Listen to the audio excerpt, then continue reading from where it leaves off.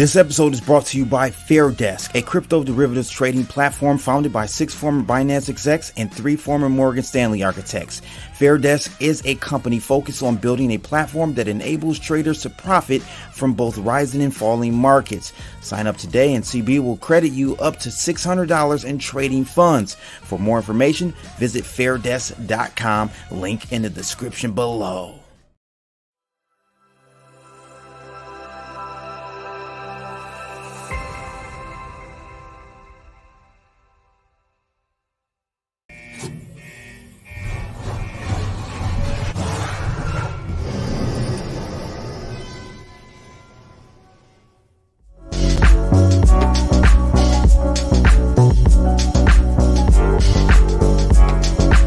Last stream of 2023. Let's go! Make sure you're smashing that like button, smacking those like booties. Show some love. Yes, indeed.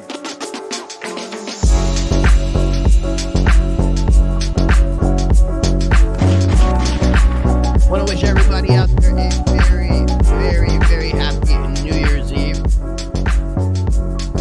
Wishing the best going into 2024.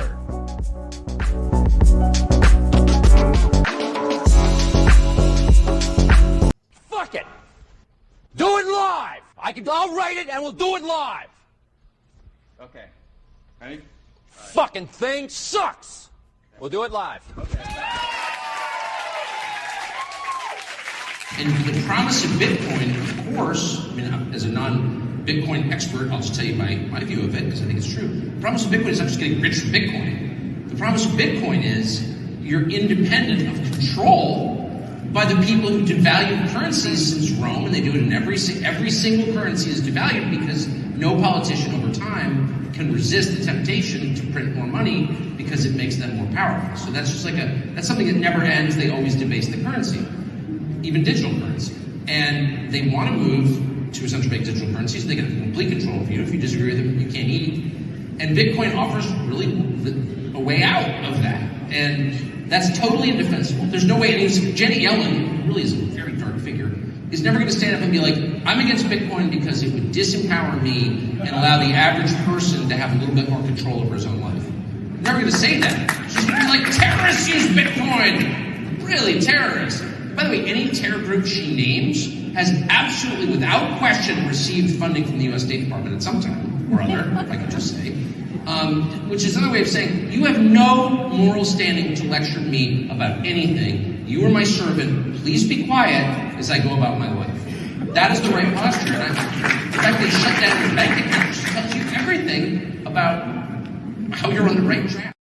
I love that clip, man. Does my mic sound all right? Sound good to me. All right. Just, I don't hear myself in my ears as like I usually do. I just want to make sure. Yeah, I can hear you good, loud and clear.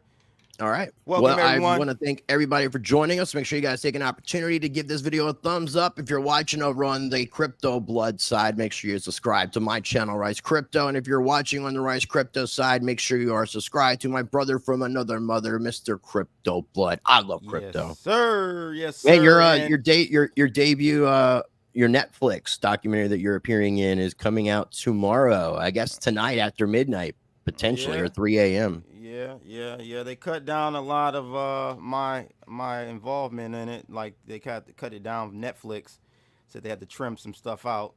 Of course, they have to trim the black man. I'll run applause for that. But I should be in there still, though. Did they tell you that though? Did they reach out and tell you that you weren't going to be featured as much as they were anticipating? Yeah, they sure That's did. weak. So that's fucking no, weak. We need to produce good. our own documentary, man. Yeah, we're going to. We got enough to, for sure. We got a lot to talk about. We do. So where are you live streaming? In the D. I'm in the D. Well, I'm talking about like which platforms. I'm on Twitter or X. I'm on YouTube. I'm on Rumble. Where are you? Okay. I'm on the Rumble and YouTube. I can only do 2 as a guest. Right, but right. You mentioned X. You know, I gotta keep defaulting back to Twitter, and the reason is when you type in x.com, tell me what comes up. Twitter. Yeah. I just noticed that. Literally. To me, it's still Twitter. And until it says x.com permanently. Exactly. It's still Twitter. Yeah, they're still doing the redirects to Twitter. It should be the other way around. When you type in X, it should go to x.com. When you type in Twitter, it should redirect to X, which I think it does. So. But hey, I don't know, man. I don't know. But so we were I got about 19 likes right now. We got to get a little bit more likes, man. We got to get more. Let's get 100 likes on today's video. We'll be streaming for 2 hours, so we should definitely be able to get 100 likes for this Let's give video. the algorithm a seizure.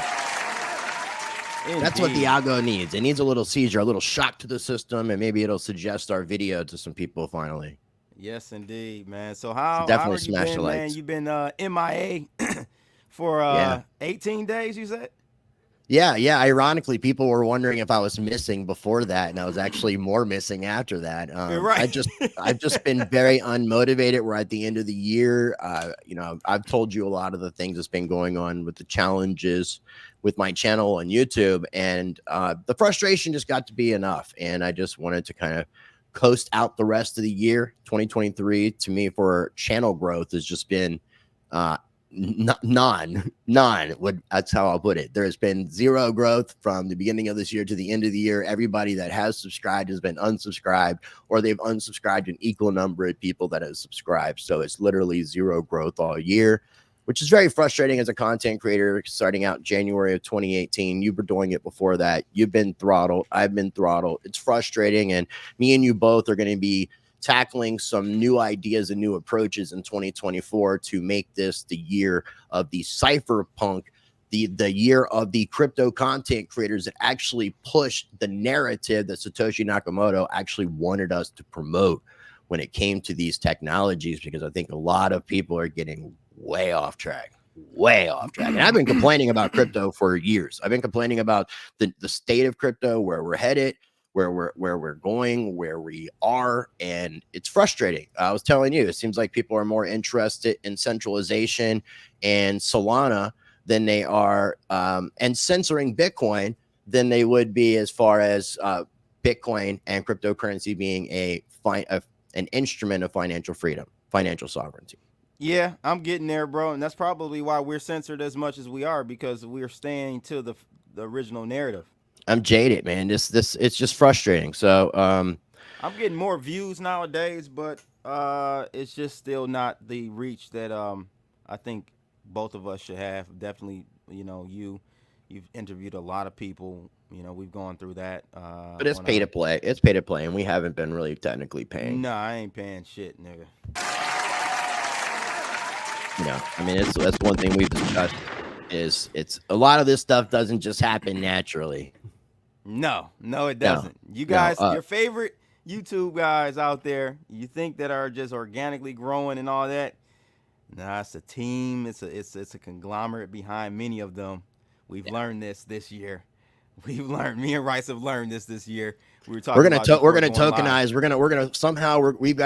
gonna be forming a new show. We've got our own brands. We're gonna combine it. We're gonna tokenize it, make a corporation, and offer up people to invest in what we're doing in addition to large scale funders as well. So we can take this shit to a whole nother level. Yeah. Vitalik was bringing back cypherpunk on ETH on an article. Vitalica, I like that. Vitalica, that's funny. Like he's starting a metal band. Right. So, man, where do you want to start, bro? It's been a hell of a year. I do have an article from crypto.com we can go through. We have one from Cryptopedia as well, and they kind of do a breakdown month to month. How do you want to start today's episode? Well, and again, happy New Year's Eve to everyone out there. Yeah, really likewise. Happy New Year's to you, my friend. Yes, you too. And again, I'm glad to do our very last video in 2023 together. It's much needed. I've been very distant from not only YouTube but everything. So just wanted to focus on myself for a little bit and get my headspace where it needs to be. I think a good place to start without really digging into the articles, because I didn't fully read in detail everything about the articles. I wanted to make it more organic as well, because a lot has happened this year. Crypto, there's so much that happens fast, and it's like something that happened 2 weeks ago feels like it was a year ago. So before we begin, just off the top of your head, what is your biggest memory of 2023 when it comes to Bitcoin and or cryptocurrency? Wow, that's hard to narrow down to one thing. Because there's, I mean, I did skim through and there were some things I forgot about, but there's obviously some things that resonate and stick with us. I mean, is there something that resonated with you? It doesn't have to be like the biggest story of the year. For some reason, these meme coins have resonated with me. They've been going crazy, and really the shit. You know what really resonated? I'm gonna be here's what it is. What's resonated with me this year is the fact that we are now making Salana, and this happened toward the tail end of the year. Ano OS is now like the king of kings. You know, it's the top dog blockchain that's been talked about. And, you know, I really disliked Salana for a long time. Still unconvinced that they are going to be able to sustain themselves in a very active environment, you know, meaning utility transactions on the blockchain. I've still yet to see. They still need to show improve in my book, right? Well, question: has anybody, has any of these TradFi companies, banks, anybody filed for a Solana spot ETF? Right. Yeah. And speaking of ETF, of course, that's another thing. You know, all year the narrative has been ETF, spot ETF. Everyone's cheering for it. Everyone's excited for it. And I think everyone is missing the point and missing what's going on here. It's a big ass psyop. It's a VC coin. I don't even think it's like it's natural, honestly. I think there's a lot of manipulation going on within the Solana ecosystem. And I've been watching some videos kind of talking about it. I can't recall anything off the top of my head, but it didn't seem like this seemed to be very natural. But I will tell you this: when Gareth Soloway was calling for people to buy Solana at like $15-20 per coin, I thought about it just for a moment about making some money, stacking some more sats, I should say, not making money, but stacking more sats. And I'm glad I didn't. And I'm so glad I just don't support. I just don't want to take advantage and support. It just makes me feel dirty. Well, makes me feel like a filthy scum. And I have to give credit to, I can't remember the person's name who came up with this concept or theory about, or hypothesis about why Solana pumped. And the reason they said is because it's an exit liquidity event for FTX. And if you think about it, you know, once FTX got the green light to start selling Solana, that's when it really accelerated. And the bonk thing, all the SPLs, I guess is what they call them, SPLs, the tokens on Solana ecosystem, and all those VCs. Chamath is back at, because he started kind of being negative towards the price going downward when it came to Solana, whereas he was like, hey, and what is it, the All In podcast, they were like big on Solana, and now he's back to pumping up Solana. So I mean, I think that there's more to this. I mean, like, those kind of people do not have our best interest by no means. What do you think of Crypto Guapo is saying? You don't like Solana because you didn't get in early. No, I don't like. I really don't try to support projects that need to be decentralized, that are decentralized, or the term Dino. Have you heard this term recently? Dino, DINO, decentralized in name only. There's a lot of that going on in the crypto space. Shout out to Kellum in the building. Good to see you, Kelly. Good to see you. I want to be going down to Atlanta sometime next month. I got to talk to David Brumble. Yeah, David Brumbelow, I think, is going to be going down for something work related, and I'm going to probably catch a ride with him, and I might stay a little extra time. I'll let you know when I find out. Yeah, I'm going down there. I'm gonna fly down there after the new year. Yeah, so I'll keep you updated. Good seeing Kelly Kellum in the house. Yes, sir. Yes, so. Raul Paul is behind Solana. Doesn't surprise me, you know. A lot of big heads with a lot of money, a lot of VC guys. I see Chamath is in there. Real quick, I want to talk about the thing that kind of really stuck out to me the most. because I've told everybody like how I feel about the direction of where cryptocurrency is headed. The ordinals, when the ordinals came out, and then I started to discover the stamps and what was being done with creating NFTs and token standards using Bitcoin on the Bitcoin blockchain, having it on chain, and then going to the Bitcoin conference and seeing what was going on and realizing that there was just what we had experienced in 2017 with the Bitcoin Cash, Bitcoin hard fork, or the hard fork from Bitcoin that created Bitcoin Cash over the block size war, kind of got revisited because the Bitcoin blockchain started getting congested because of the ordinals and different things that were going on the network. With that being said, it looked like that there was a push by a lot of people to make the developers to have to scale Bitcoin, because otherwise these ordinals are going to keep, and things to that effect are going to keep the network congested and have higher transaction fees, which nobody wants to see. So it's almost like forcing the devs to have to upgrade. And then we see the devs, like in particular Luke Dash Jr., who's in charge of the Bitcoin Improvement Proposals, the BIPs. He is calling for a complete censorship of these technologies. And that's where I learned about the stamps, which can't be censored in the way that ordinals can. But I guess there's now also Taproot tokens and NFTs as well, which are different than ordinals, but using something similar. So they were able to use some exploits based off of Taproot and Schnorr signatures. And Luke Dash Jr. is wanting to add some sort of a spam filter that will affect add a layer of censorship on Bitcoin. Yeah, and Big Knots V27, right? Version 27 upgrade. That's what I think that's what he's talking about. Yeah. So they're going to try to implement that after the new year, right? I believe so. I've got to do a little bit more digging into it, but I believe that's the direction and what I've been seeing from the tweets from Luke Dash Jr. So it's really nice to see people pushing. Guapo, this is what the problem is with crypto, is people like you. You think? Yeah, because here's we'll play.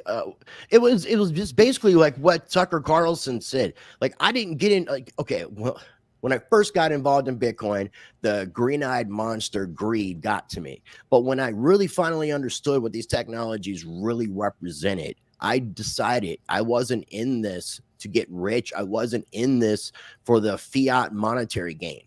That wasn't why I got involved in this. I got involved in these technologies because of hedging against the destruction of what, I mean, the whole thing about Bitcoin is it seemed to be created right out of the ashes of the 2007, 2008 global financial crisis.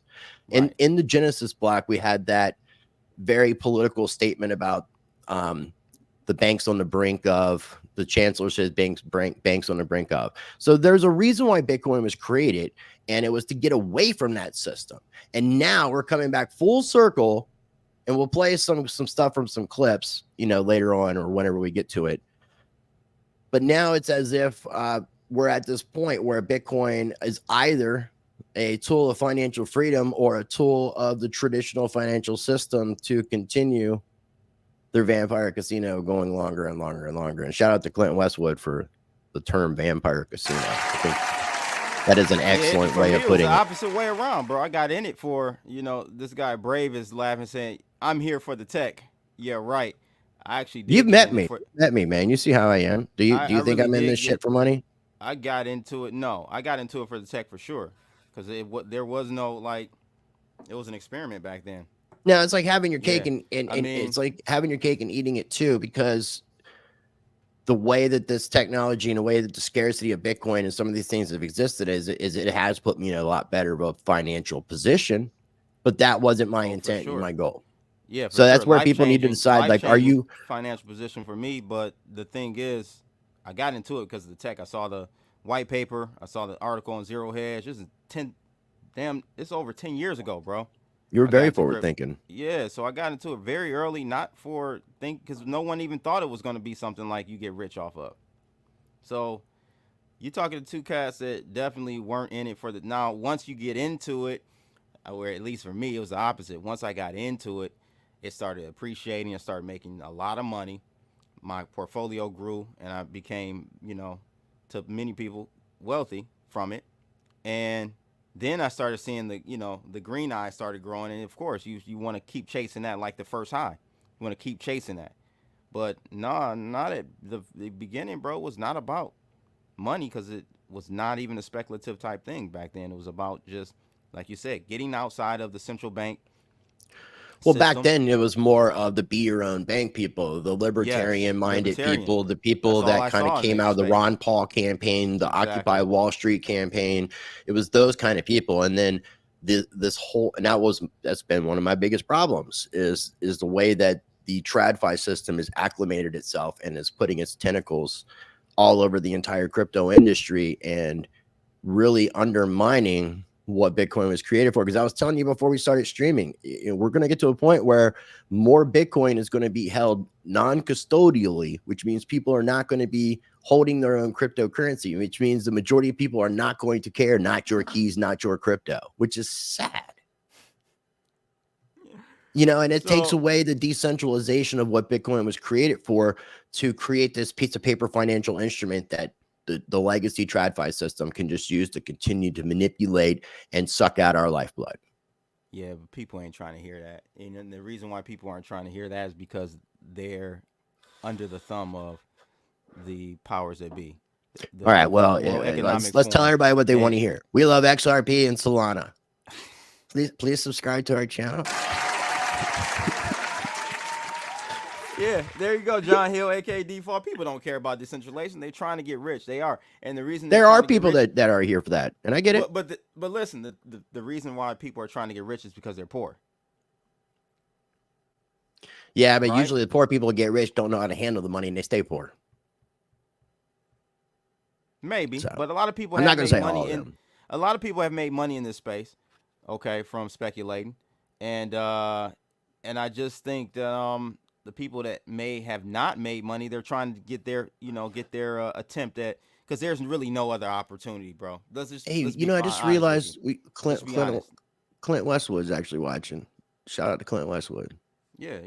I didn't know he was actually watching. I wasn't even checking the comments, and I just checked the comment section and saw. Yeah. So I think people are. There's really no other. It's get rich or die trying. There's no other really way. The powers that be have made it that narrow of an opportunity to become wealthy. No, now. I get it. I know. Speculate in crypto and stocks, but stocks, you still got to have a decent amount of money to play in that game to really make money. Yeah. And then and you also, for the most part, you're gonna have to pay somebody for you making that money too, because a lot of people aren't licensed to be able to do this themselves. You can't just, the average person, unless you're using something like Robinhood, invest in these stocks. You need a broker. My best advice to people is to in this space is to create something, create a service, a brand, a product in the crypto space if you truly want to build some wealth at this point. Yes, you can speculate. And alternatives, ways to get away from our traditional system, marketplaces, point of sale systems, utilizing cryptocurrency and things to that effect. We need to create those kind of mechanisms because of what's kind of been spelled out with the global roadmap. Yeah. The global CBDC roadmap, whatever they want to call it, whether it's a CBDC, a digital dollar, private issued, government issued, central bank issued, it's all programmable. Crypto Nana said she got in to see it make government irrelevant. Yeah, and I mean that's Litecoin Lisa's mom. Yeah. So that should show you, I mean, Litecoin Lisa and her husband's Christmas pictures, they're holding guns. It's beautiful. It's beautiful. Yeah. So and these are the people that gravitate towards us, and we gravitate towards them. It's the people that are like-minded, which is again one of the reasons why I think our channels haven't grown in a lot of ways, because we're not blowing smoke up people's asses the way some of these other content creators are doing. True. And keeping it real and truth, in fact, doesn't really sell. People don't really want to. No, it doesn't. Truth. It doesn't. And I can't change, man. I can only be real, bro. I can't sell out for the glitz and glamours. But I think people will start getting sick of that, and more people will appreciate the kind of content creators like that we surround ourselves with. Shout out to Div X-Ray for standing up for something. If you don't stand up for something, you'll fall for everything. He said, I got into it after they fired me from my job due to vaccine mandates. Man, look a shot for that. I mean, if That's you a would have invested whole your nother conversation. stimulus, if you would have invested your stimulus money in Bitcoin, you would have done very well. You would have increased your indexing funds, fiat holdings.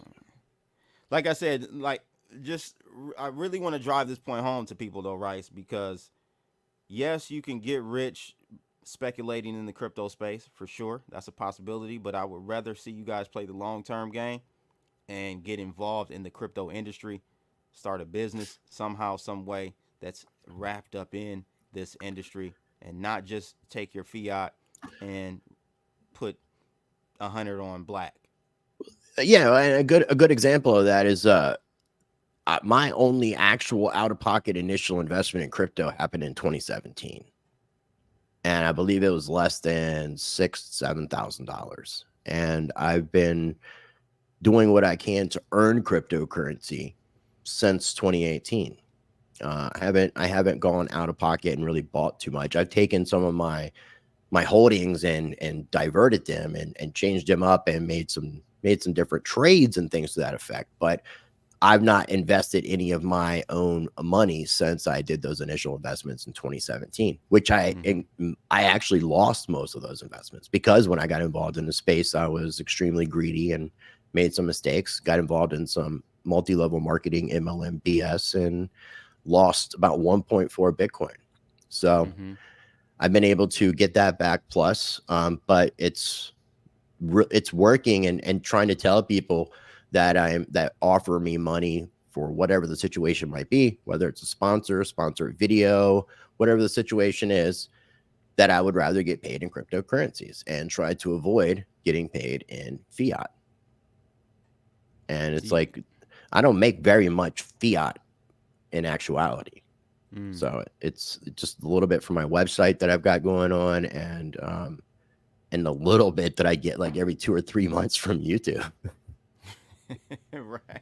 I don't even make enough to get paid monthly from YouTube. I'm trying to tell you. So at this point, man, I want you to play your first video, and then we'll have the chat room talk about this with us. I thought this was a very good.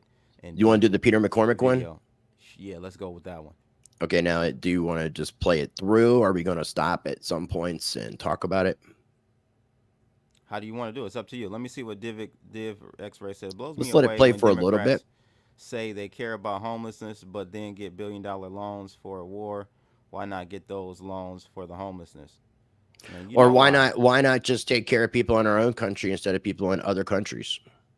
Yeah, you know why. I went to many people watching right now probably don't know who Dr. Umar Johnson is. It's kind of a black revolutionary type dude. He came to the city last night. I went to go check him out. He said the same thing, bro. He was like, we have billions of dollars. He broke it down. Billions of dollars we send over to Ukraine. Obama did XYZ for the transgender. And he was just, going down the line, and black people, bottom of the damn totem pole.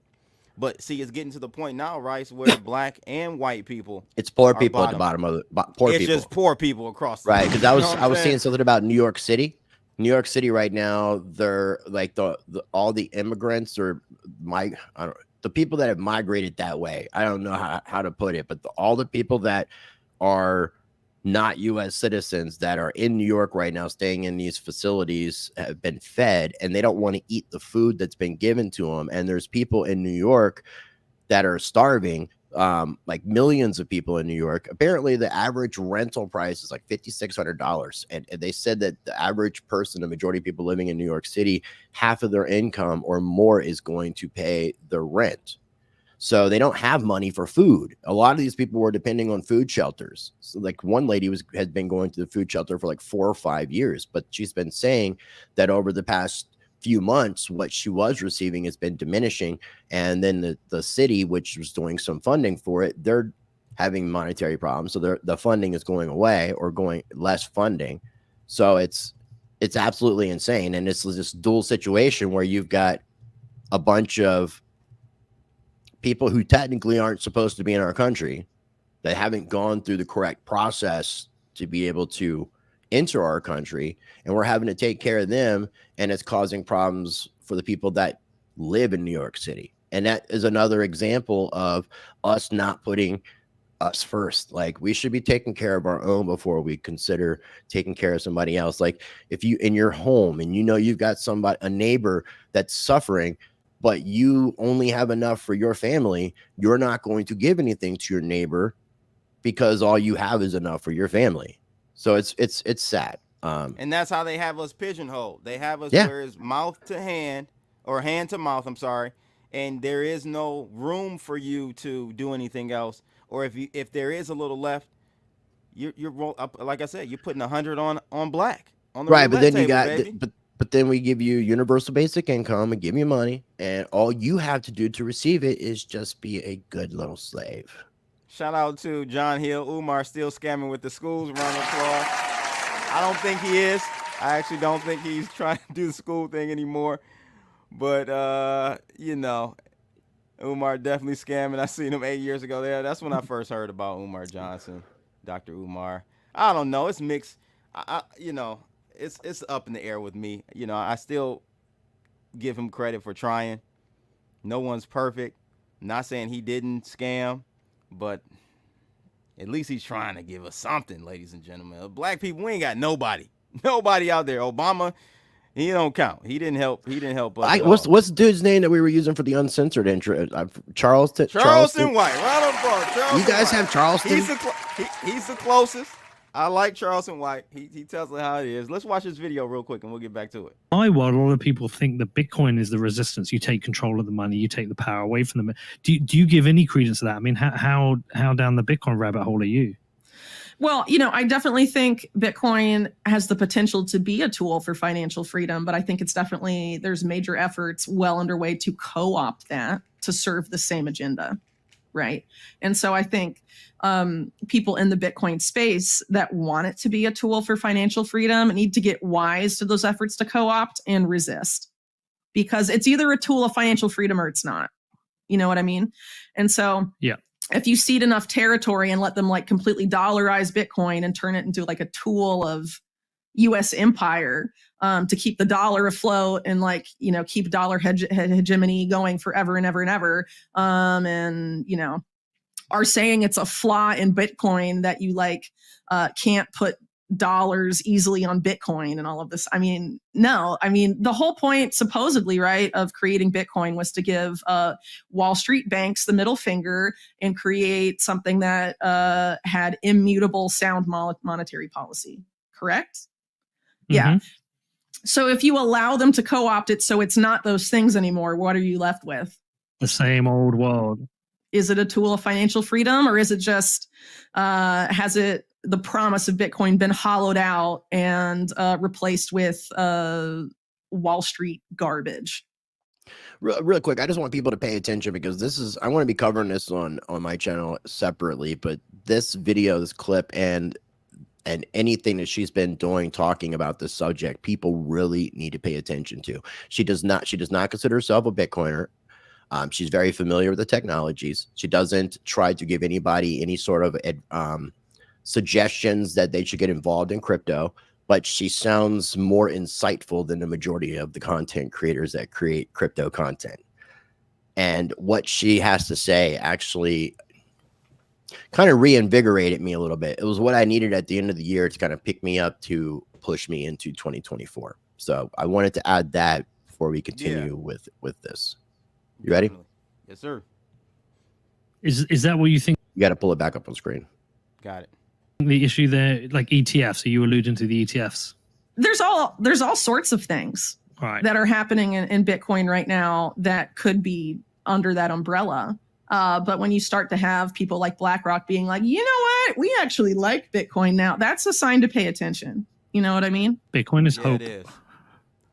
So I think people need to. And Peter needed to hear this as a maxi.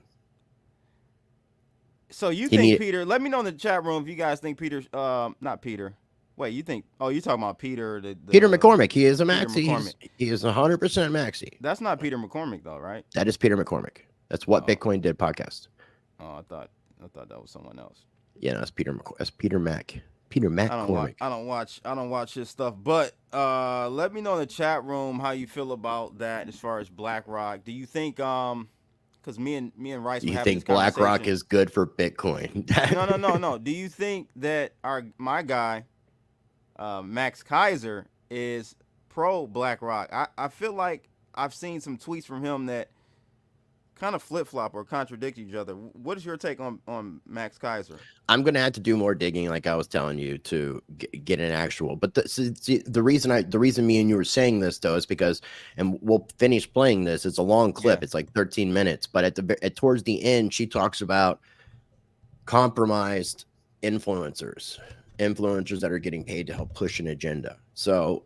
And she's even saying that any respectable Bitcoiner would be pushing back against any of this stuff. And if people are not pushing back against this stuff, then you may want to question what those influencers' motives are. Is really what I think she was implying. And I'm glad it was Sid. Yeah. You want to pull it back up? Yeah, let's go. In the Bitcoin space, you need to be very aware that there is a fight being had right now about the future of Bitcoin. And you have to decide which side you're on. Are you going to fight for Bitcoin to be a tool of financial freedom, or are you going to allow it to be co-opted by the powers that be that it was supposedly designed to resist them and, be something they can't control? Are you going to give them control of it? I mean, the answer should be no to any Bitcoiner worth respecting, in my opinion. See, for effective form of resistance, we need a lot of people to understand this and care enough about this. And I feel like we're a very, very low percentage of people who are even paying attention to the things you're talking about and caring enough to resist. I feel like we're potentially sleepwalking into a terrifying future. Well, again, it all comes back to personal responsibility because, I mean, ultimately, in general, what can you control? A lot of times you can only control what you do and how you react to things, right? So this coming push to regulate the internet and the destruction of the existing financial system to create this put in place. I've done a lot of reporting on the past including the simulations of the Wall Street banks, the central banks, and the big tech firms all together simulating a massive cyber attack on the financial system as the reason that this will all be brought in, whether that's from the World Economic Forum itself or the Carnegie Endowment, which at the time was run by William Burns, who is now CIA director. I'm telling you, this 13 minutes is packed with a lot of good stuff. So you guys need to pay attention and listen to this. So just real quick, a concept that I want everyone to understand. Okay, we know that BlackRock is straight up the apex of the powers that be. They're the fourth branch of the United States government. So them wanting to start a spot Bitcoin ETF, you have to know it's not to benefit us, right? Like that's just simple math there. You know that them getting into this space is a positioning of a takeover attempt on Bitcoin and the crypto markets. Everyone agrees that they're not for the little guy. Right. So them getting into Bitcoin has to be them trying to take it over. And don't you think that they have enough capital to be able to pay and fund the Bitcoin developers to develop Bitcoin in a way that they prefer? Yeah. I mean, especially when you got the guy who's in charge of the Bitcoin improvement proposals that's willing to add censorship, and then knowing that he's one of the co-founders of Blockstream and looking who helped fund Blockstream and who's involved with Blockstream, and how I personally feel, and a lot of people I think agree with me, that Blockstream and other companies are helping to keep Bitcoin limited on purpose so that they can profit off of these solutions that they're creating. Have you heard about dollarization of Bitcoin by having stable coins on Litecoin network that run on Bitcoin? Yeah, it's like trying to dollarize Bitcoin instead of the other way around. Shout out to Cliff, to T Will line. He said Cliff High was the first person I heard say that they're going to take over crypto, and now he don't even talk about crypto much anymore. What does that mean? I mean, he's also talking about a financial collapse too. He thinks it's going to happen. What was his latest Substack thing? But he had told me it's going to happen on a Tuesday. You don't know which Tuesday. What's going to happen on a Tuesday? He did tell me that. That drills it down a lot. Yeah, I'm Crack up unfortunately, boom just ahead I'm in with Rowan B. 2024. I'm with Rowan B. Man, there's no way we can stop this or win this. I'm just being honest with you. You know, and the reason, I mean, if we're looking for a tool of financial freedom, there's other cryptocurrencies though. The reason is because the majority's mindset. I saw it when COVID happened. I said, no, ain't no hope, bro. I mean, people still use Facebook and they know that they're the product. So, you know, it's like this whole, like, we're going to continue with this conversation with Whitney Webb and Peter McCormick, and she's talking about regulation and ending in, because we already see like they're trying to push for an end of encryption. They want to get rid of privacy. And they're trying to ring fence every user to the internet with an identity. Which is what she, and I'm not sure if she's saying it in this because I've been listening to a lot of her things. What she's saying is when she said that there's been simulations taking place between central banks, governments, and big tech, that they're simulating a cyber attack on the banking system, and then using that as an excuse to shut down the internet and reboot it. And once the internet is rebooted, you will then need to have a digital ID to be able to access the internet, just like a Chinese citizen today. In order for a Chinese citizen to access the internet, they have to be identified. So everything that they're doing is tracked and monitored to their very specific identity. And then she's also implying, and she does say it in this, that when the internet is rebooted, that the internet that comes back up is not going to be the same internet that we have today. It's very well possible, like our YouTube channels can be deleted, all of our content will be gone. She's suggesting, and I'll go ahead and we'll get back into the video, but she was suggesting that people back up things that they would want to keep. Like she was talking about video. Yes, like videos for survival or how to videos. Create your own offline library by ripping videos, downloading content, copying web pages, whatever you need to do. Mark Passio offers a hard drive he calls the ARC 2.0, where he's taken all this stuff that's already been pulled off the internet, because there's already been we that's where we can use stuff like the Wayback Machine and go and see where things have already been pulled off the internet. So, and another thing she talks about is how the majority of content will be also at that point being replaced majority by AI, where the AI can control the narrative, because you got the algorithm being controlled by AI and the majority of the content being done by AI. What the hell do you think the algorithm is going to favor? Yeah, that concept, bro. When she said that, I said, damn, that I see that happening where literally everyone has a global login access point for the internet. And it's she mentioned it's going to happen before 2025. And we're on the last day of 2023. And if it's going to happen before 2025, then that means it's going to happen literally in the next calendar year. Yeah, you can easily see this happen because ISPs, and then ironically, we have a fucking election coming up in 11 months or 10 and a half months. Everyone's access to the internet is through an ISP. That's your central, attack vector. Internet service provider, for people who don't know what an ISP is. Yeah. Yep. Your cable company, your internet service, your telephone. So they can require you to log in before accessing the internet. Mm-hmm. Your phone service provider is AT&T, and I think she even states in this video, which we'll shut up and finish it, but yeah, we'll just shut up and finish it. We'll let people hear this. I think it's important. Yeah. That's definitely stuff to pay attention to. But what if that kind of stuff happens? Well, going back to Argentina for a second, I know a lot of people from Argentina, their economy literally collapsed in 2001. What have those people said about, their advice in dealing with that kind of situation? Don't panic. Don't give in to the fear. Because if you're panicking, give in to the fear, you're not going to make good decisions. You're just not. There's a lot to be said about preparing, but a lot of that preparedness needs to be mental preparedness too. So you don't give in to the fear and panic. The reason they need these events to justify the implementation of these policies is so people are afraid, because people who are afraid are easily manipulated. Mm-hmm. And so that's very easy to handle.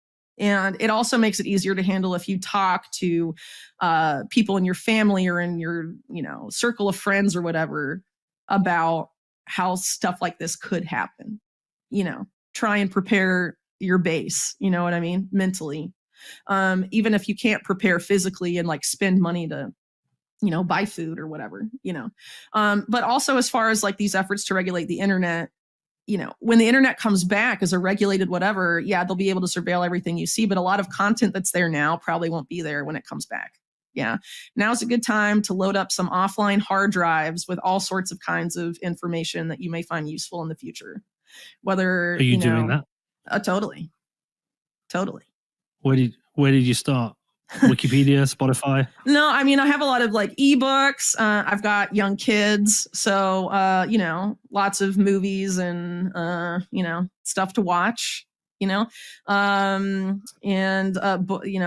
and video rips and stuff of like how to be self-sufficient, certain skills I don't have now, but I might need in the future, like how-to stuff. Like you won't be able to just go to YouTube and be like, how do I do this? People have to start thinking about that kind of stuff.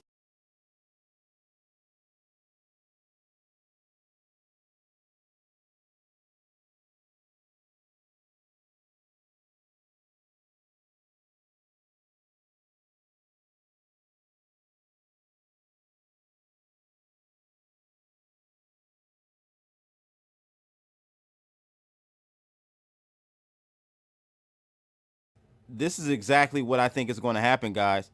Exactly what Jason just said here. Remember when you had to log in, all you millennials and older, that public library computer? I think this is where we're going. So they're going to track everything.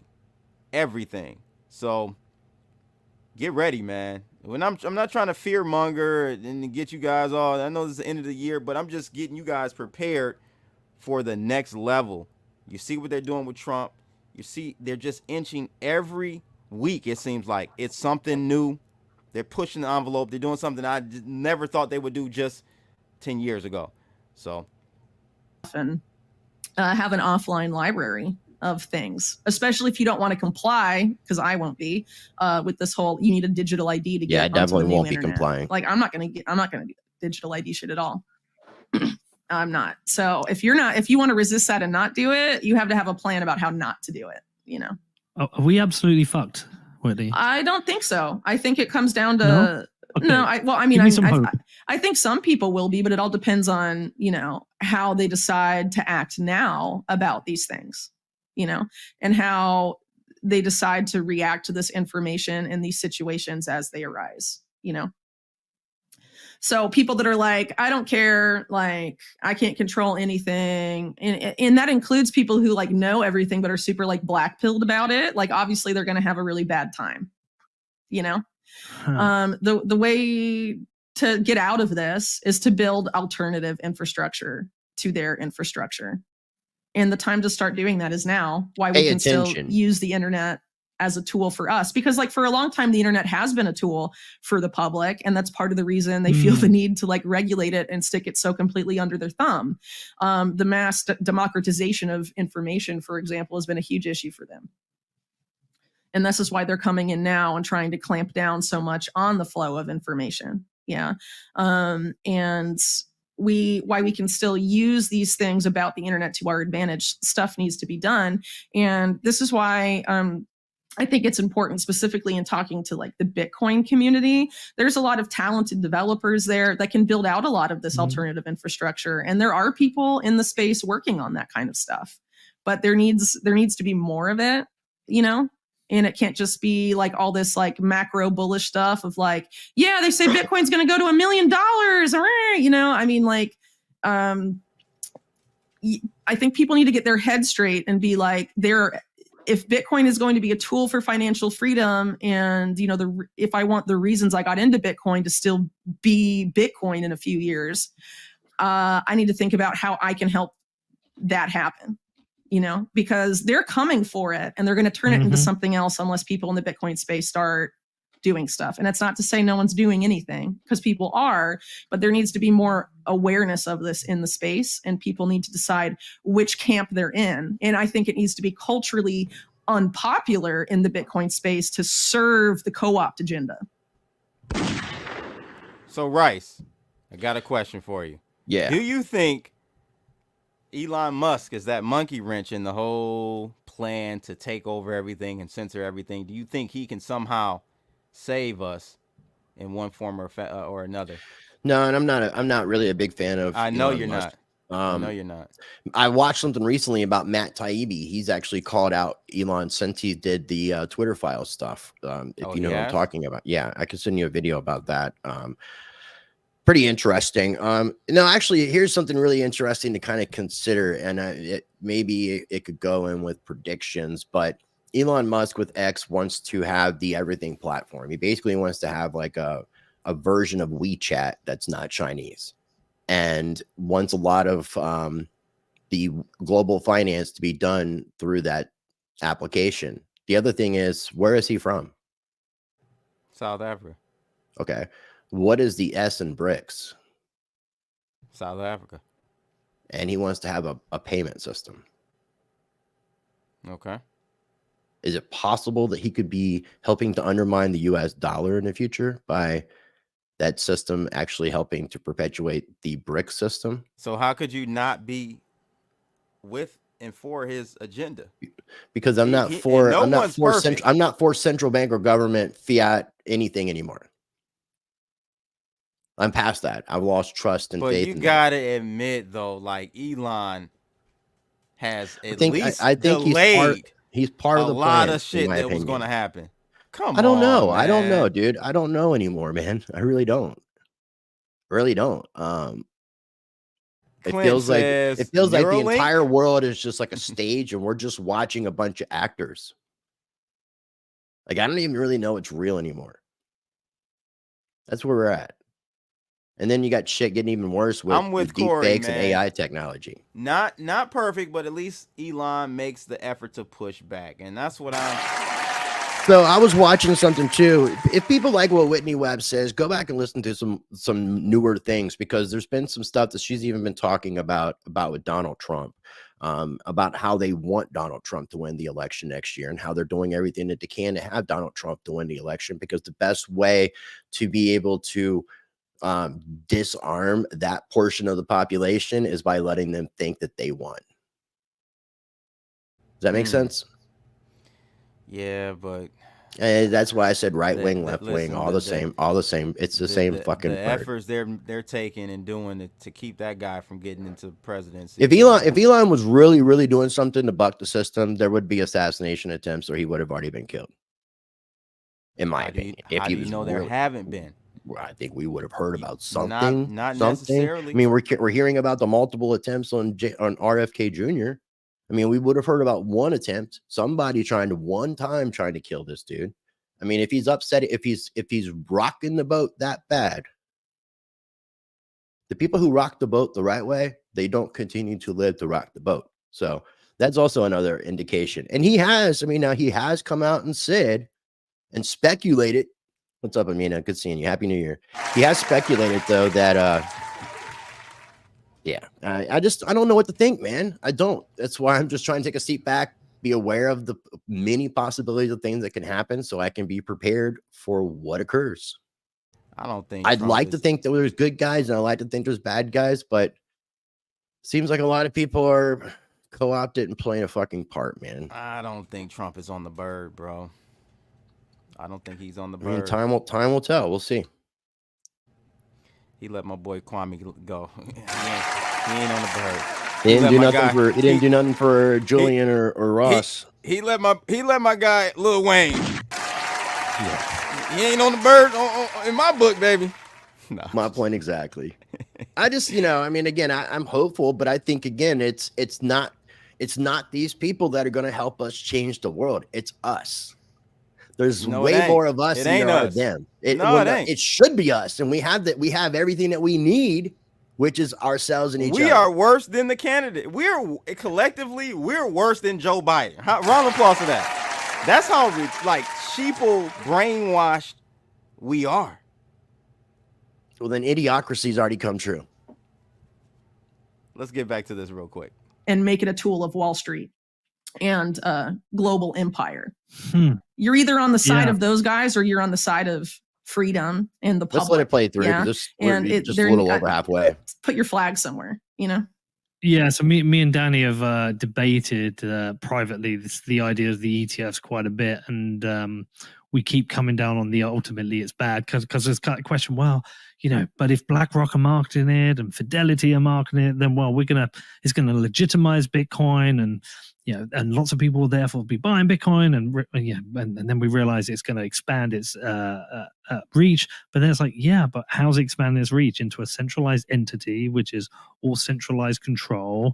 And then, you know, we know historically BlackRock have kind of been a little bit evil at times. They've they own a lot of the Larry Fink is not your friend.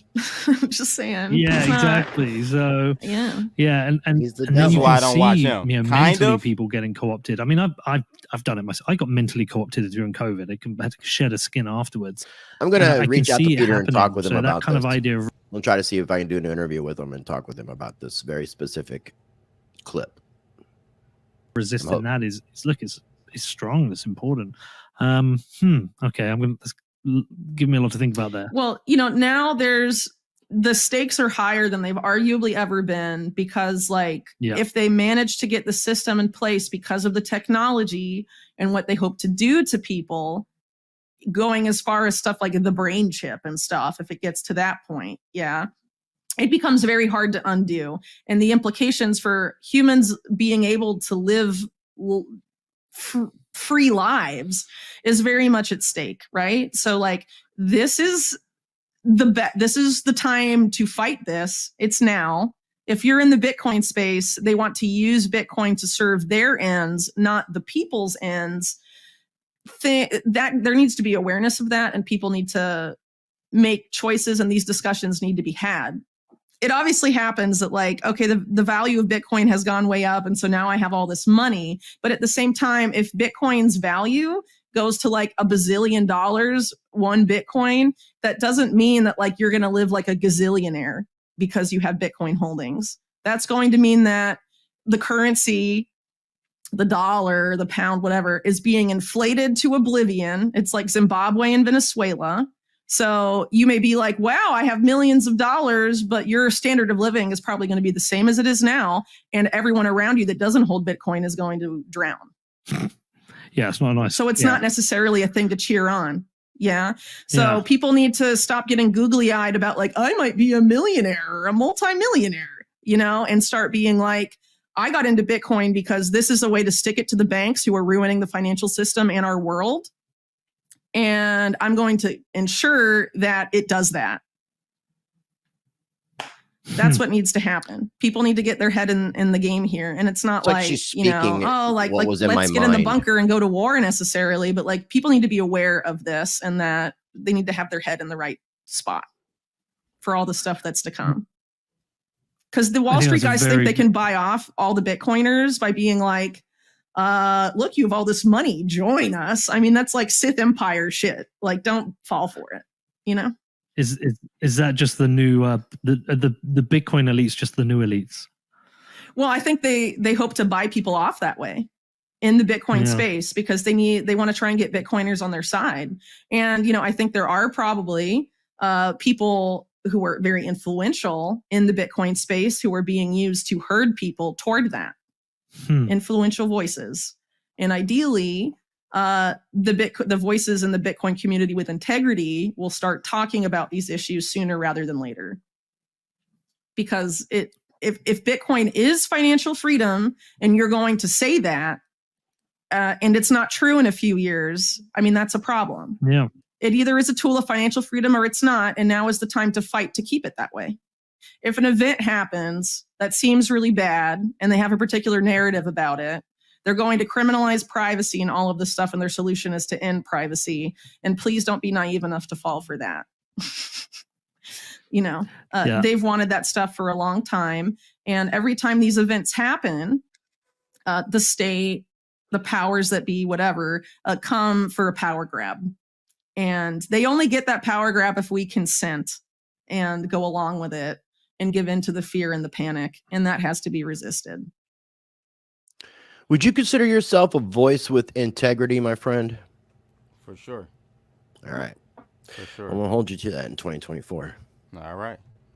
No doubt. Because I think I want to take what she said to heart, and I think that's the end of it.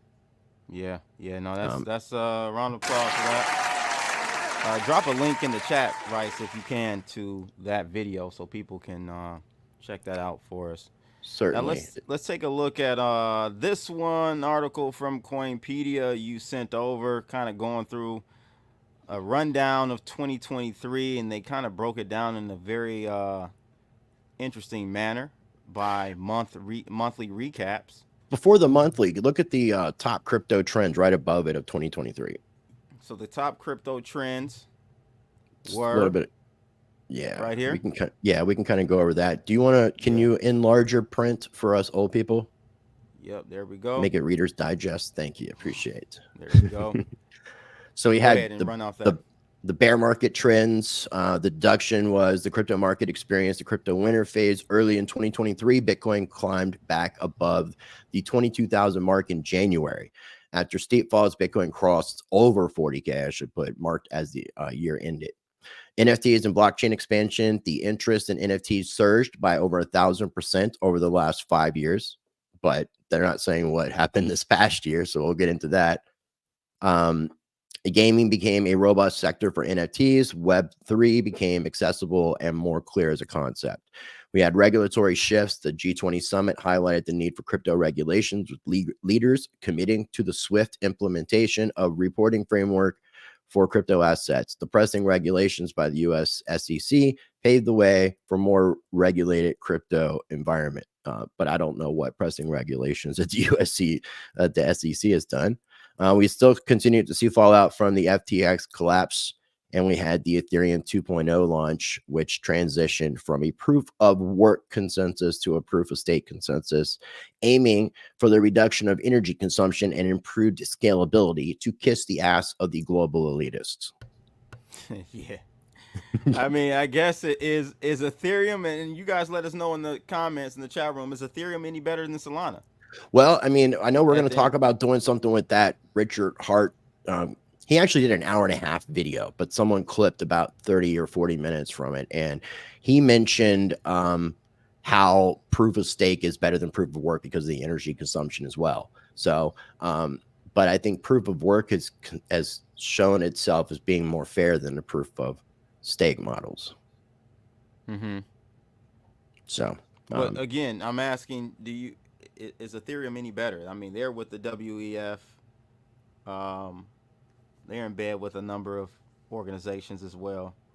It's a lot. I mean, there's different levels of decentralization. Like when we say something decentralized, you have to define what that decentralization is, because it just doesn't mean one thing, unfortunately. So I think that there's a lot more decentralization in the Ethereum network than there is in Solana. I would even say that there's more decentralization in the XRP network than there is Solana.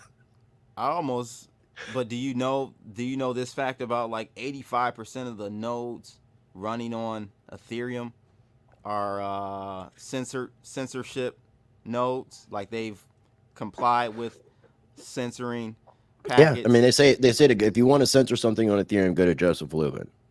But we know that if a coin can add censorship, then we know that there are levels of centralization. And then you just need to figure out where those levels of centralization is, because nothing is really truly decentralized. Because if it was truly decentralized, nothing would actually ever be done. Mr. Wolfang is saying, isn't the creator of Ethereum a Russian? He is a Russian who lives in Canada, but his dad is a computer scientist who actually told him about Bitcoin. Alex says, true decentralization doesn't exist, never did, never will. Whether it is miners or validators, someone is always going to have the control. And right. I agree. But it's a gradient though. So how close to the decentralization side can we get and maintain proper and healthy growth? That's my key. And that's why I say Bitcoin is the most decentralized blockchain and network that there is. Unfortunately, even as a dinosaur, for what people want to call it, it still does what it's supposed to do better than everything else. Yeah. Now, as far as being able to improve the block size and make it more scalable, that would just be the next step. Because again, Bitcoin in this incarnation is not a threat to fiat money or the US dollar at all. But a scaled Bitcoin, I said this numerous times, a scaled Bitcoin 100% is. Yeah, so here we go, Rice, going through the months. The one that I wanted to really highlight, it caught my attention, was the Silicon Bank collapse. That happened this year, guys. Remember that in March? Thought it would be several banks. It was like 5 banks total.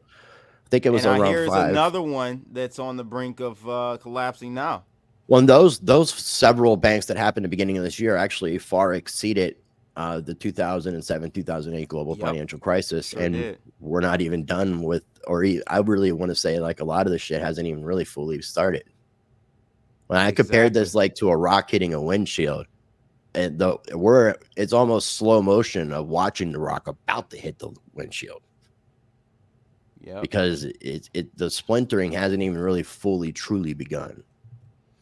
Sam Bankman-Fried, November. I don't know if you want to highlight anything else in the month breakdown from. Well, the one thing that they didn't mention, I think it was just recently said, is that they are pretty much dropping the charges in regards to the political donations and contributions, so that those politicians don't have to return the money, and there doesn't have to be any sort of basically investigations as to what could have been done with said funds. So everybody's free and clear as far as the politicians who accepted money on behalf of FTX, and that was customer funds. And it was I originally thought that those funds were going to be taken from the politicians and returned back to FTX to be redistributed to the customers that lost money. But no, you got to make sure you take care of the slave masters first.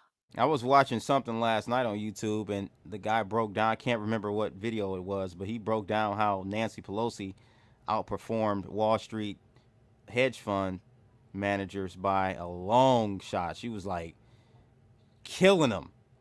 And it's all because of insider trading. There's no, I know what it was. Tucker, well, dude, it's easy to win a game if you know it. If you know what's happening, and the insider trading thing. I mean, I said it before when I said this around the blockchain last year with Hotep, and that's when Hotep was saying, "I can't be around you, Rice. There's gonna be too many black vans," because of me talking about that she needs to be arrested.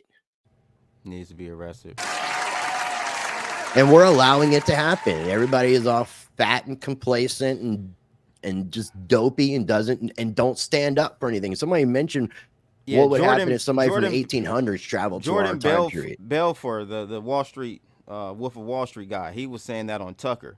Like, Nancy Pelosi outperformed all of the managers, and there's only one reason. But that's also an indicator. She's got insider information. There's an indicator, or there's people that are staying on top of the trades and announcing what these politicians are doing, so that people can follow politicians' trades. Yeah, I don't know, man. Shout out to Crypto Nate A. Happy New Year's to you as well, my friend. I mean, the SEC definitely showed their ass a lot more in 2023. Gary Gensler was doing a really good job of avoiding clarifying any regulations. Still doing a great job at it. I just don't, guys, I just don't see, we're all talking about this needs to happen. They need to be held accountable, this and that and all of this, and we need to do this. But I don't see anything happening unless we actually get kinetic and we go to war and we have a real, insurrection. That's Whitney Webb does talk about non-violent ways of being. There ain't no non-violent way. There is non-violent ways. You stop supporting the shit. You stop supporting it, and we create our own shit. But there's not enough. Just like Peter said, there's not enough people. Shout out to Air to the Ron for the $10 super chat. Look up the guy who followed Pelosi's trades and was sentenced to hell for insider trading, but she didn't. Oh wow! I didn't hear about that. This. Wow. I would think that you would be able to get that overturned. That doesn't. if you're just following what somebody's doing, it's copy trading. You got to get the person who's giving you the trade. So you can't find somebody who's following somebody's trades guilty, but not the actual person who they're following guilty. It's hypocritical, but that's our government for us. Again, they're going to look out for the slave masters first. This is one big, huge plantation. We're all in the same position. The 14th Amendment made us all slaves. Man, I just don't think. I mean, look at the creation of the Federal Reserve, the Federal Reserve, and the fact that our money is not backed by gold. Those are two things that are unconstitutional, but they've continued to exist for how long? Yeah, we can't even hold our own government accountable. I still haven't seen. I mean, I still believe, Rice, in 2014, 2024, we're going to see a civil war or some type of on the ground domestic situation, bro. I mean, if we see a cyber attack, there's already been the setup of the sleeper cell talk because of the large amount of illegal immigrants that are coming into our country from our southern border. We don't even know who's coming in the country, and it's millions and millions of people.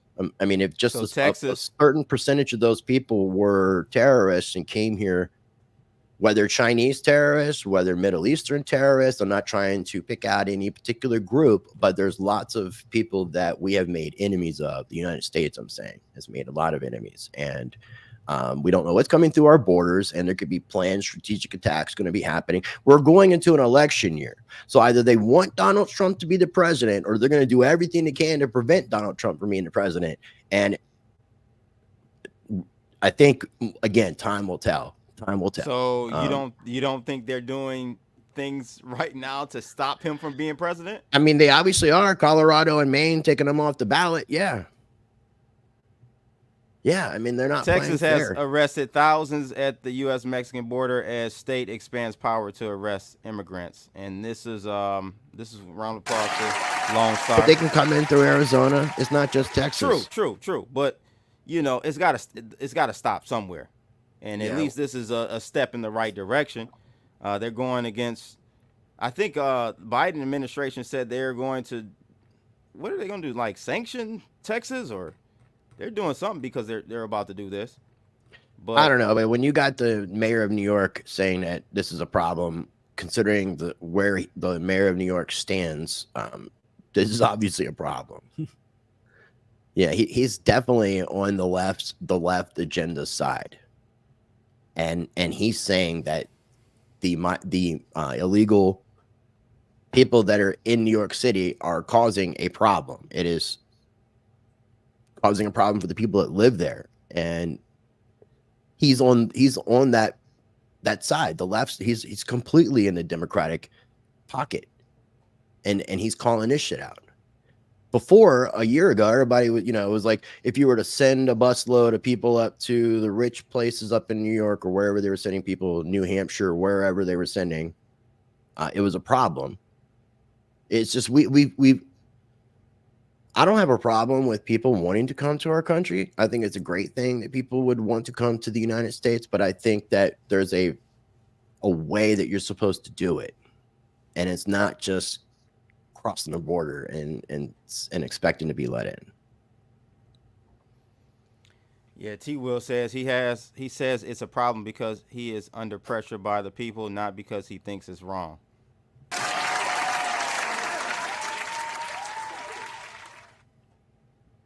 Yeah, they are.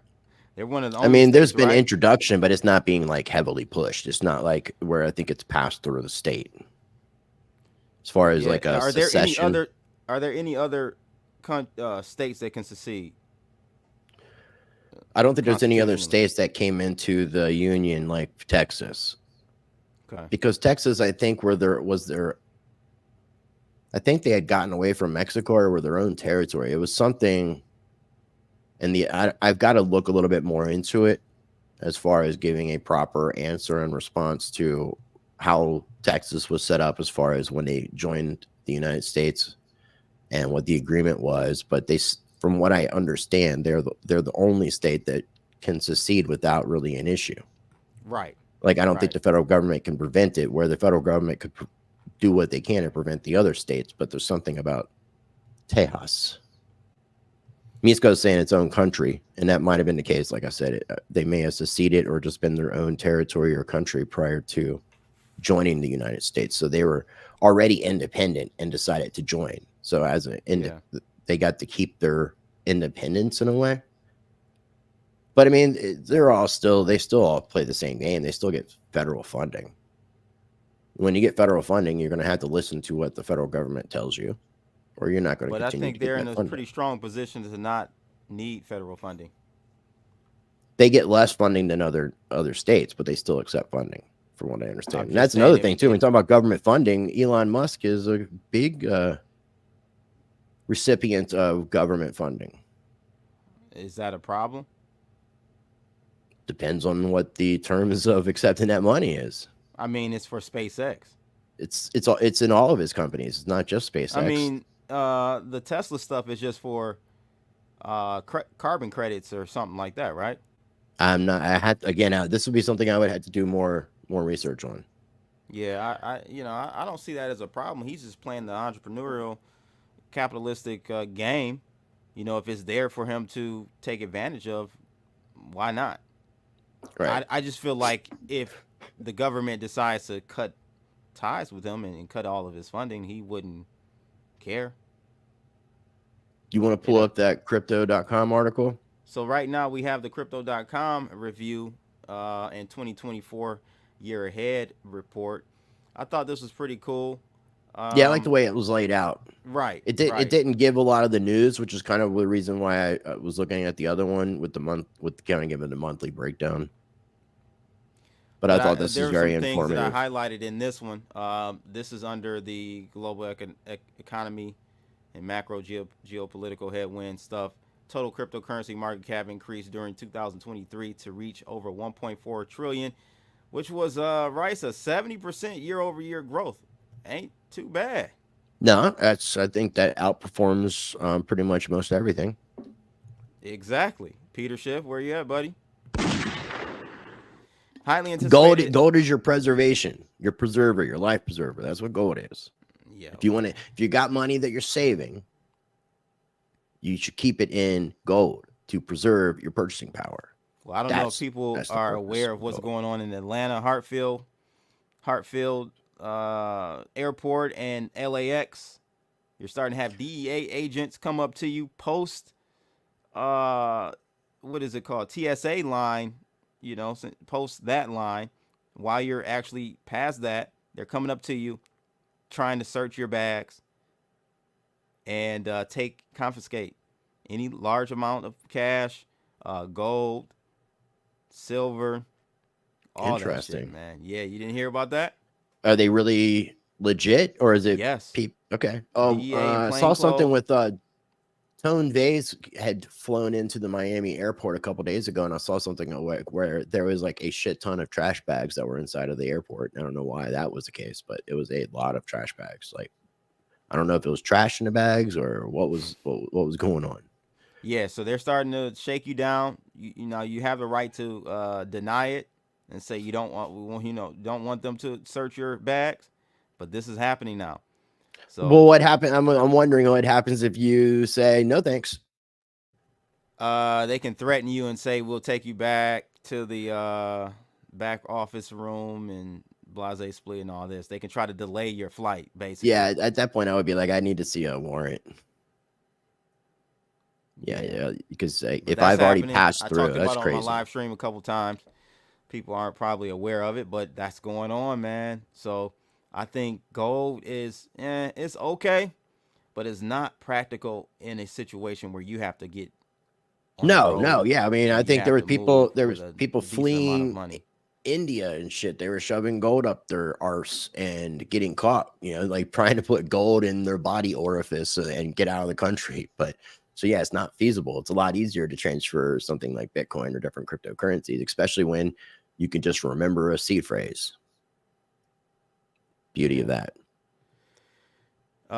So this article from crypto.com, guys, says, goes on to talk about the Chappella hard fork. That was a big situation, Rice. We kind of touched on the other article, but basically transitioning from proof of work to proof of stake. Yeah, that's the actual name for that transition. Was the Dave Chappelle hard fork? Yeah, exactly. And speaking of, he's got a. I'm looking forward to watching it, but he's got a new comedy thing out on Netflix. Came out today. It's out now. I think it came out today. Came out today. Nice. Yeah. Definitely got to go check that out. And then after that's what happened this year, as well as the whole generative rise of AI. Yeah, that whole movement. ChatGPT, like that definitely blew it up.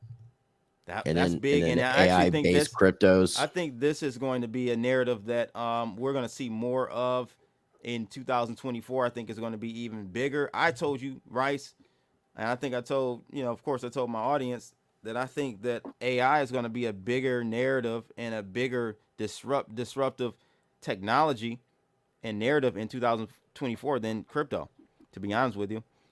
I really do.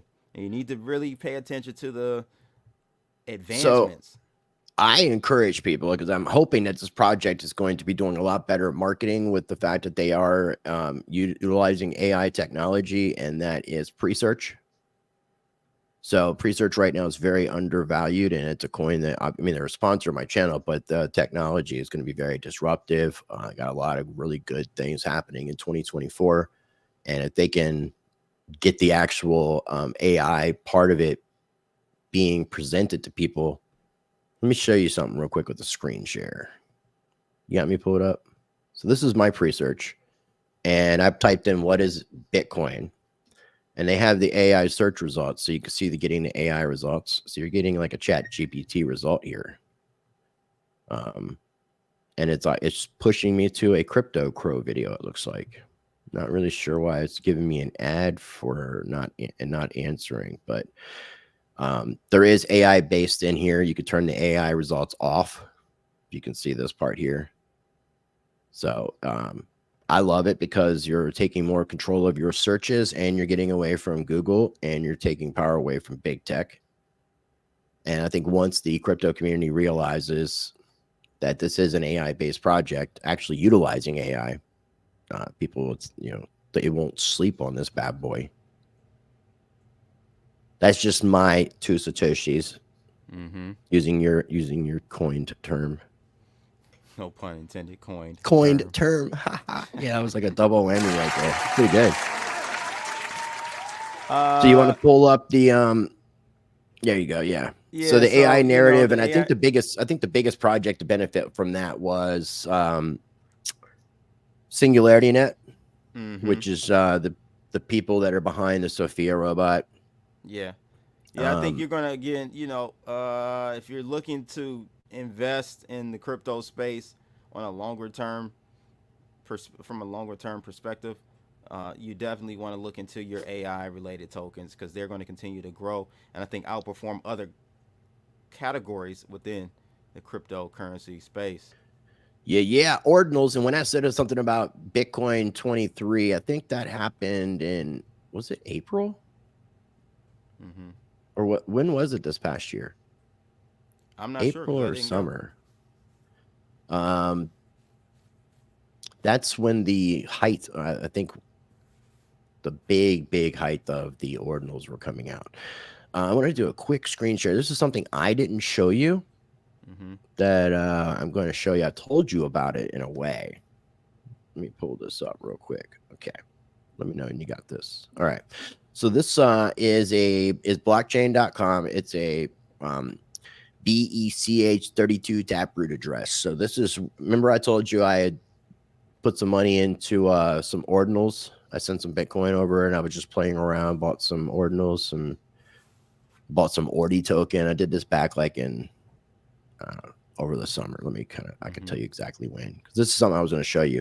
And this is like easy ways that people can increase their holdings and not be supporting things like Salana or projects like that. So this was back, why is it not giving it? Oh, there we go. June 18th. I deposited 0.00565046 Bitcoin, just $240 worth of Bitcoin. Look at the transaction fee was $6.66. But I deposited $240 worth of Bitcoin, which is roughly 0.00565 Bitcoin. And if you go to the block explorer, it's telling you right now that it's valued at 0.0484. I haven't done anything. All I did was buy a few ordinals and some ordies. I bought 5 ordi tokens, which I think now are about $80 a piece. Nice. I'm going to try to sell one of my bitmap NFTs. That's an ordinal, and if I sell it for what I've got it listed for, then I'll get back more than the 0.0545 or whatever I said that I deposited. So it's kind of nice seeing your Bitcoin almost 10x because of Bitcoin. Shout out to Wisdom Bar. He said, we're seeing a separation in crypto community. The people who care about the tech and the others who care about getting their bags. Hopefully. I think that's been the case for quite some time. It's just now being more because the newbies coming in really don't care about the tech or the ethos. No, they want the Salana. The They Salana want gains. The meme coins and all that the meme stuff. coins.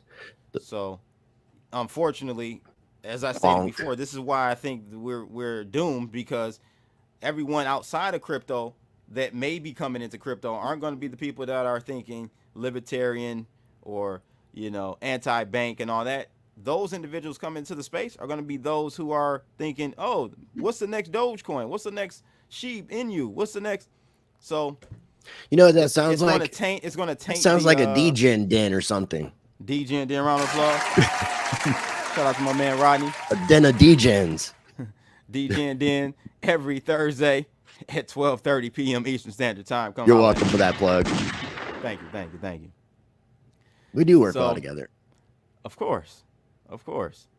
So ordinals. The ordinals. That's a good one, man. You think so? People should definitely take a look into the ordinals a little bit more. Yeah, well, okay. So one thing that I will specify about these ordinals, and this is all dealing with the UTXO, the unspent transaction output, which is one of the underlying technologies of how Bitcoin was created.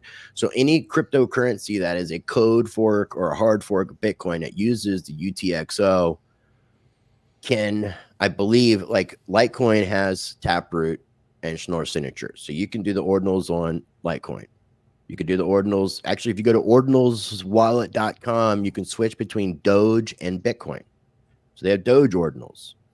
And I asked a bunch of, when I did the interview with the creator of Stamps and then going to the Bitcoin conference, asking a bunch of people, because the talk about filtering out ordinals with the spam filter was already being mentioned back at that time period. And that's kind of where this whole me thinking that people are trying to force Bitcoin to scale. The NFTs that we see on chains like Ethereum, I don't know about Solana. I'm going to assume Solana is going to be on par with Ethereum and the other ones. The NFTs are not stored on chain. They are proof of cloud, proof of IPFS, proof of storage, or whatever the case might be. These ordinals are on chain. Well, it just depends how you structure it, honestly. Because I know on Wax and even Wax on is Ethereum, on chain. No, Wax is proof of IPFS as well. Then yes. You can do it that way. Is what I'm saying. You have the option, and most of the NFTs are on Wax are done that way. They're on IPFS. They're in a decentralized manner. And to me, they should be stored on chain for it to properly be what it is. And they are stored on chain. So it's as a really weird way is somehow these inscriptions that create these NFTs or tokens are done on individual Satoshis. So it reminds me of like writing on a piece of rice. Because it's taking a Satoshi and inscribing the Satoshi to be something unique. T. Will said, I thought the devs wanted to ban ordies. Yeah, they do. Some devs do. Some. I can't say the entire Bitcoin core team is like in favor of this, but it's congesting the network and they consider it to be trash. But again, like, is that not censoring, adding a layer of censorship to something that's that they call censorship resistant? Yes. Doesn't a lot of people say it's one of the Bitcoin's properties of why it's so specialist because it's supposed to be censorship resistant? So is Bitcoin still the most decentralized or distributed network? I'm not a maxi. I'm not a maxi, and I know the Bitcoin is throttle, and I'm not saying any other coin is a real Bitcoin.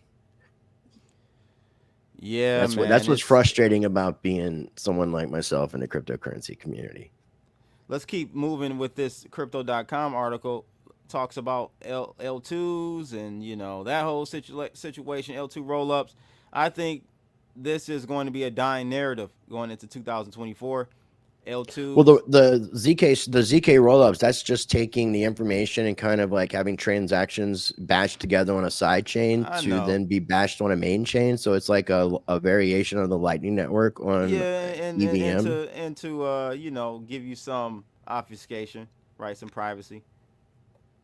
But I think from a scaling situation or scenario perspective, I don't see if Ethereum is to, it's almost like a zero-sum situation. If Ethereum gets its act together, okay, you're not gonna need L2s. Right, but why would you waste your Ethereum, time doing it if you think it's going to happen sooner than later? Same thing with Bitcoin. You see all these layer 2s on Bitcoin now. If Ethereum doesn't scale, the whole ecosystem is done, in my opinion. So it's like a... Well, that's where a Salana will take off. That's where people will trade off. That's where the blockchain trilemma won't matter. Yep. And then as we go down, of course, meme coins. Man, what would you say? I think Pepe was probably the biggest winner of the meme coins. I don't know if it had the highest return. It doesn't look like it. But Pepe seemed to be the more well-known of the memes that came out this year that potentially could prosper and continue. Like I didn't think Shiba Inu would have. There's a lot on the Salana network, man. I've been seeing the numbers insane. 15,000, you know, 16,000% returns. But the key is getting in early and buying when you have a low market cap. Yeah, of course. And you got, there's an art, there's a science to it. But maybe I should start watching DGen Den. I think you should. Bonk went higher but came down a lot. Yeah. I just think that, isn't there speculation that was a Sam Bankman-Fried creation, or was it proven? No, I don't know if it's been proven or not. It was an airdrop, so you know. But I think it was a Sam Bankman-Fried meme coin. I just think that meme coins will continue to be right under or maybe above the narrative and the theme of AI tokens in 2024. I think meme coins, unfortunately, I know we don't care about it that much, but if you guys are looking to increase those bags, that is the gambling part of the blockchain arena that you want to be a part of. I bring people that trade, but my purpose in trading and things like that is just to stack more sats. It's not to put more dollars in my bank account. Yep. No, so I hear just you. Specify that. There's nothing wrong with trading. It just, I appreciate the people that are trading. Like if you want to trade Solana or XRP and your purpose in doing that is so that you can increase your Bitcoin holdings, then more power to you.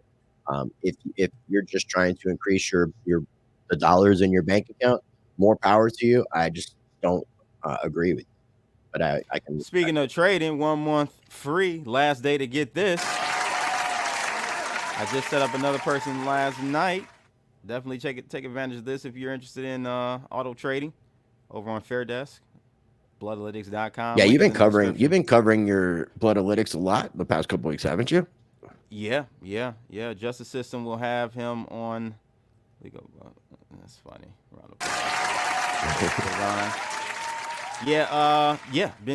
I'm doing these every day.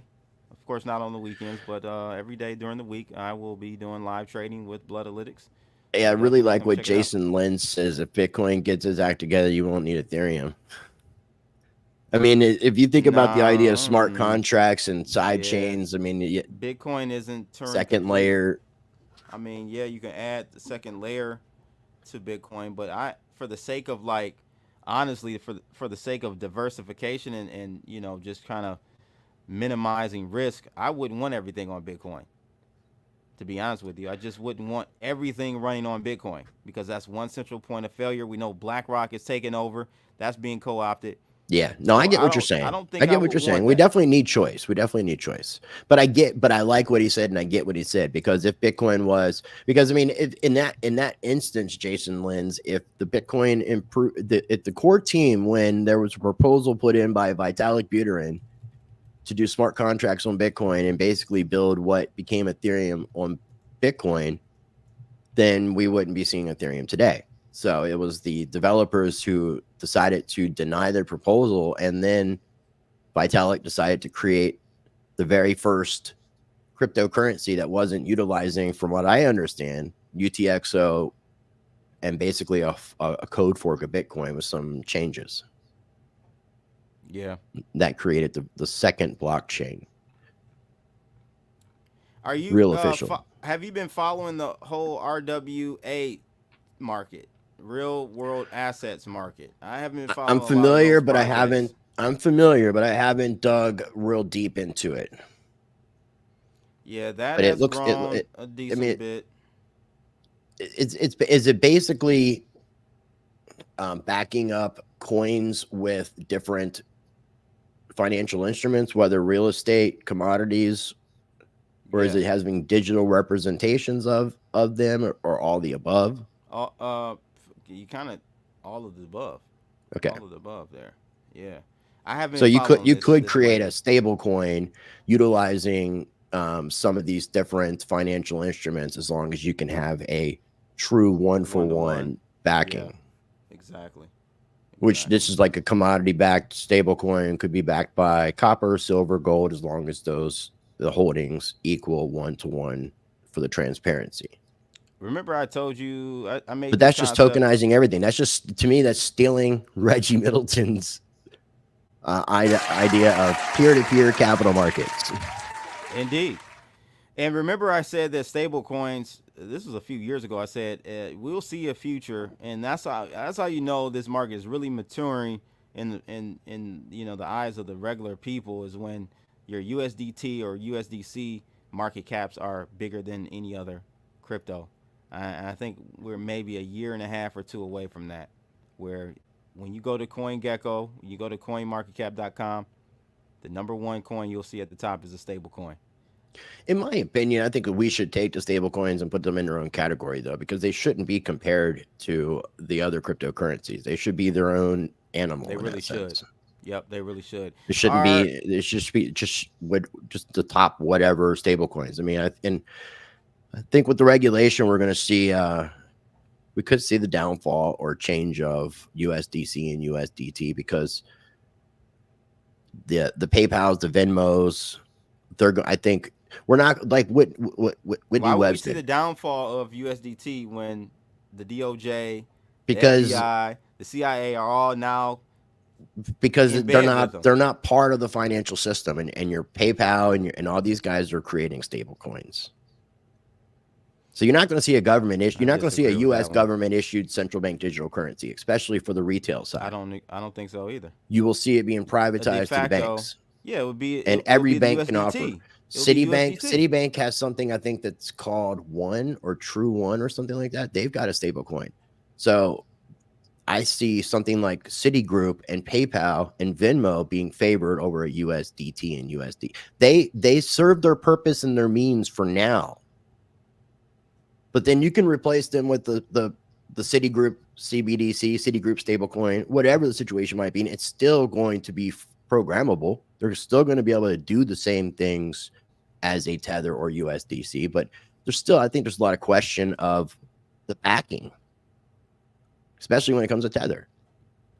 But it also depends on how much they are in bed with the U.S. government. If everything's backed by treasuries, then it could be a favorable thing for them.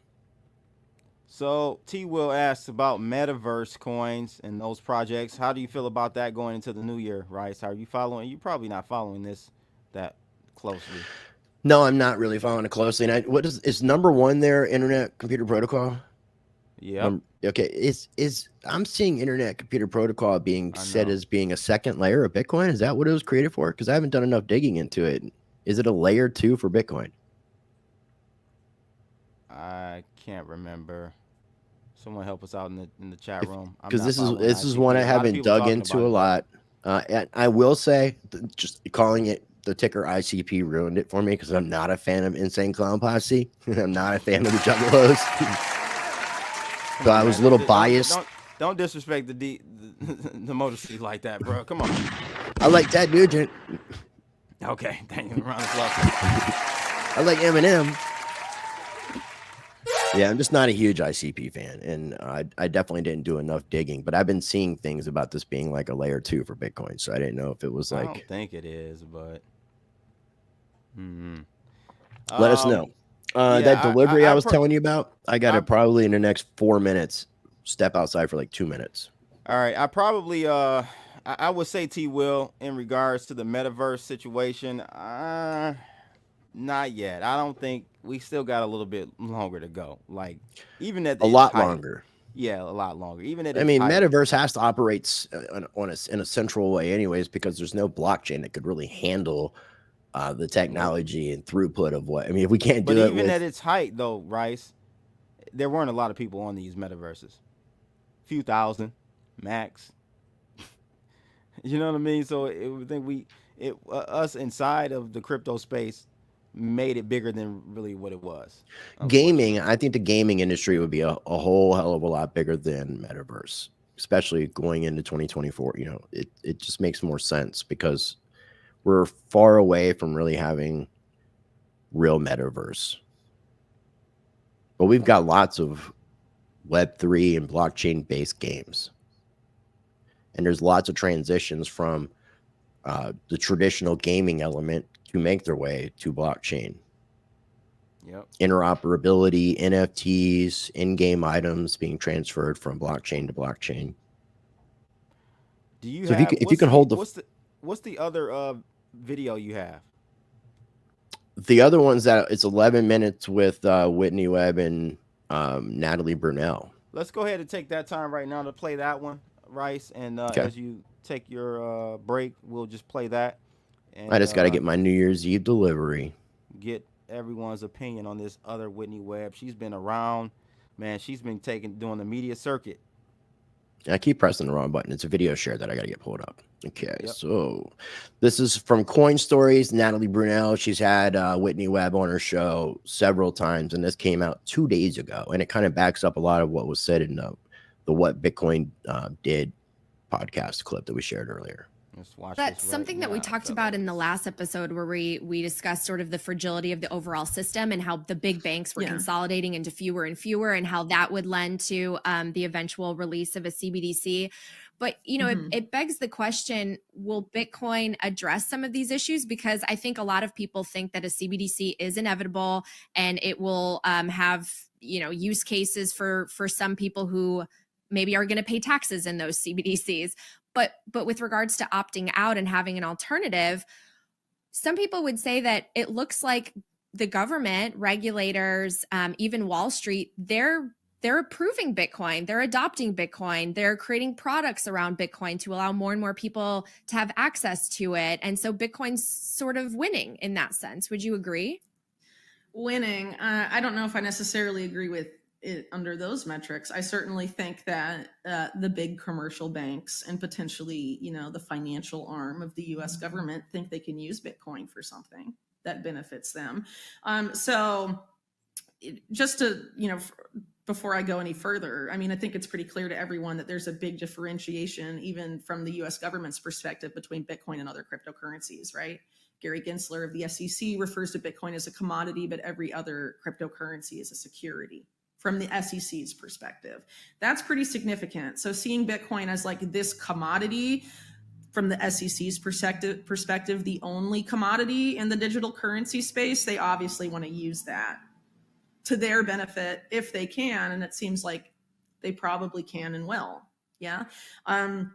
So the conflict here, as I see it, is why was Bitcoin originally made? You know, from what I have what's been portrayed, right? It was created as a tool of financial freedom to prevent fiscal irresponsibility on the part of central banks and also commercial banks as a response to things like the 2008 financial crisis. Okay. So what happens when the same powers that Bitcoin was created to thwart, start using it to continue their bad behavior. Is it still a tool for financial freedom then, or has it become a tool of the same people it was created to fight against? This is a real discussion that needs to happen in the Bitcoin space. It is happening to a degree, arguably not enough. I think a lot of people, can get kind of googly-eyed thinking like, oh, wow, what if Bitcoin goes above $200,000? Like, and all of this stuff. Like, okay, well, it's great that you might have, a higher net worth, but in a lot of the cases where like Bitcoin would be projected to reach astronomical sums, that means like the dollar and like other currencies widely in use become like insanely devalued. So like, okay, if a loaf of bread is worth like $300 because like helicopter money in the US has happened and it's like hyperinflation, and you have Bitcoin, like you might have like a lot of, it looks like you have a lot of money in your account, but in terms of purchasing power, like you basically have the same lifestyle you have now, but everyone else around you is dirt poor and has nothing. Like, is that a scenario to be like cheered on? I don't think so. Bitcoin's supposed to be ideal money, right? And a tool of financial freedom. And if we let the people that have run this insane monetary casino for decades use Bitcoin for their ends, Bitcoin will cease to be that, period. I also think there's a side effort too, and I think it's very obvious, or should be very obvious to people in the space, to criminalize privacy enhancing tools for Bitcoin transactions. They want Bitcoin transactions, those that they allow to happen, to be completely surveillable. They don't want financial privacy, which is part. I just got to stop it real quick there, right? You good? Yeah. That was another big thing that happened in 2023.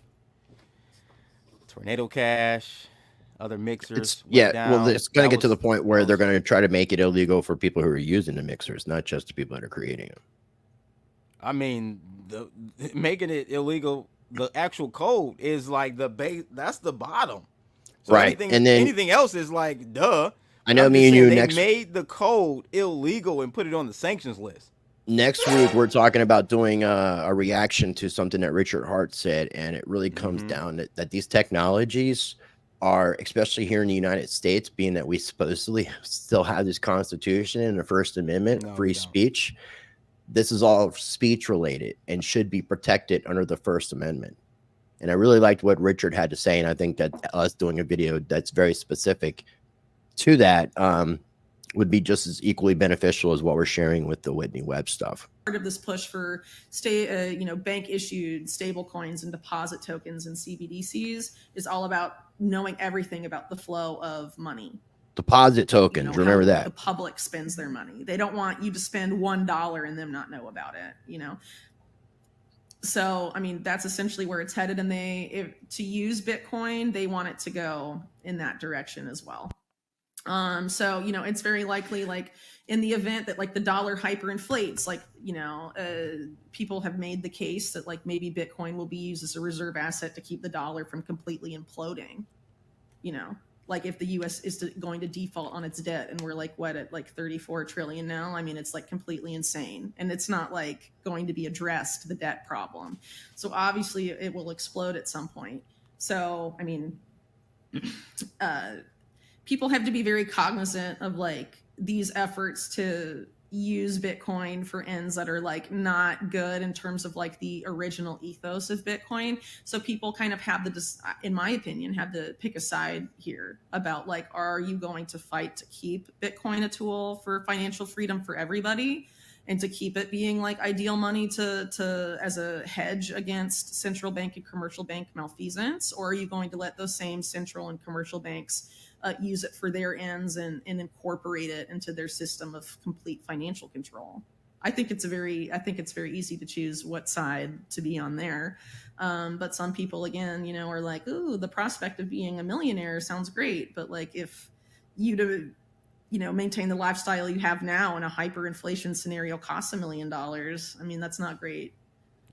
either. And, you know, if all your transactions are surveillable and all of the stuff, I mean, maybe you have more money, but like, you know, the system they're trying to like usher in, commit a thought crime, and the DOJ will just come and seize all your Bitcoin like they do to tons of people. You know, I mean, there's certain stuff we have to stand against, or it gets bad for everybody. It doesn't matter how much Bitcoin you hold.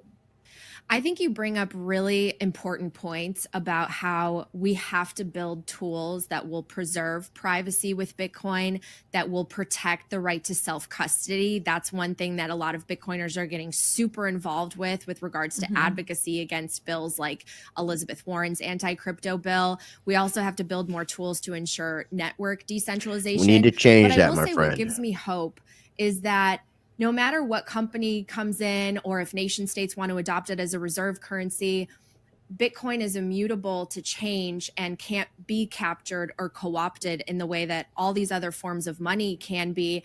And my biggest hope with Bitcoin. No, but the fucking Bitcoin core developers can be co-opted. I just want to add that. No, we can continue.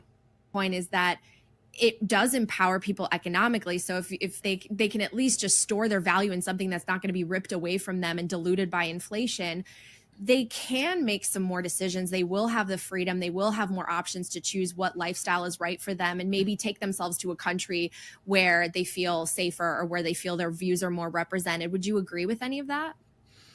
I mean, to an extent, but you have to keep in mind too that there's major efforts to like co-opt all the on and off ramps in Bitcoin. So like even in that scenario, like if you have a lot of Bitcoin, but like you can't use it or exchange it for legal tender, you know, you'd only be able to like use it with other people that have Bitcoin, right? And so like peer-to-peer, there's a potential for that to emerge at some point, probably in certain scenarios. But as it is right now, I mean, there's an unprecedented effort by like the DOJ specifically to get like major crypto exchanges under its thumb by making them, well, I mean, the Binance thing is a good example, right? So like looking at Binance, what's happened Yeah, since I was going to ask you about that. Yeah. An insane amount of staff from the Department of Justice are surveilling every transaction that goes through Binance right now.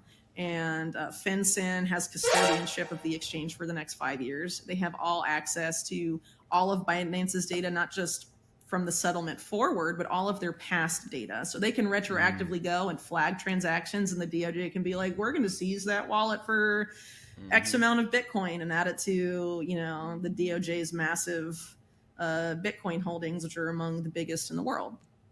Right. So you control all of these on and off ramps and surveil all of that. Like that is a major problem. Yeah. And I think people have to be really aware of this like big push to end online anonymity and financial anonymity, or like just privacy that I've been talking about for a long time. So like, you know, obviously like Bitcoin has potential to be something, but if we let these people control the on and off ramps and like other major aspects of infrastructure, like maybe Bitcoin itself is immutable, but they plan to do everything in their power to prevent it from being something that takes a big chunk of their power away. And I think people have to be like, I mean, some people are naive about how far these people will go, but you should not be. Like, these are people that do not want to cede their power to anybody. And they're very accustomed to stealing from us. And they don't plan to stop stealing, you know? So, I mean, people need to be really aware of that and, you know, and fight to keep Bitcoin to be something that is empowering and a tool for freedom and financial freedom, because I'm trying to get her on my show, man. Get too googly-eyed about the value going up, and you know, yeah, pumper bags. As far as researchers go, she is by far, I think, one of the best out there. Under those metrics, I certainly think that. I don't know what just happened. Not your keys, not your coins. When we tell people to do. Oh, hold on a sec. People, it can be co-opted. Yeah. And there's when you have groups like BlackRock and all this stuff trying to get in on it, that should be a red flag that like they think they can co-opt it, you know? Yeah, I mean, I think these conversations should be had, and I think we should have these thoughtful debates. And in the future, I see, you know, 10, 20 years out, I don't think the majority of people will want to custody their own Bitcoin. We on these shows, we always say, not your keys, not your coins. And we tell people to do it. And I have tutorials on how to do it. And I think people should. But unfortunately, I think the majority of people will end up trusting a third party, which you're right, to your point. I mean, I have the white paper literally right behind me talking about the problem with trusting third parties and intermediaries and how central banks have let us down by devaluing currencies. The point of Bitcoin is that it is an asset with no issuer that you can take custody of. So I hope people learn to do that, but you're absolutely right. These are things to be really aware of. But if we need more people like her to speak out and do these media circuits, because well, I mean, she's not even a Bitcoiner. That's what I'm going. That's exactly what I was saying. She's not even a Bitcoiner, so she's looking at it from the outside. Okay. And she did speak at Bitcoin 23. Okay. I didn't know. So that. she's in the crypto scene, but she hasn't. But she doesn't consider herself to be like a finance person, so she doesn't try to recommend it. Another thing too, with the 2 clips that we shared throughout this live stream with Whitney Webb. One of the things that Natalie Brunell said when at the beginning of this interview that came out 2 days ago was that she's the most popular guest that she's had on Coin Stories. But also at the same time, the one consensus that she's gotten from the majority of people that's contacted or reached out, emailed, commented was most people get depressed and sad when they hear what Whitney has to say.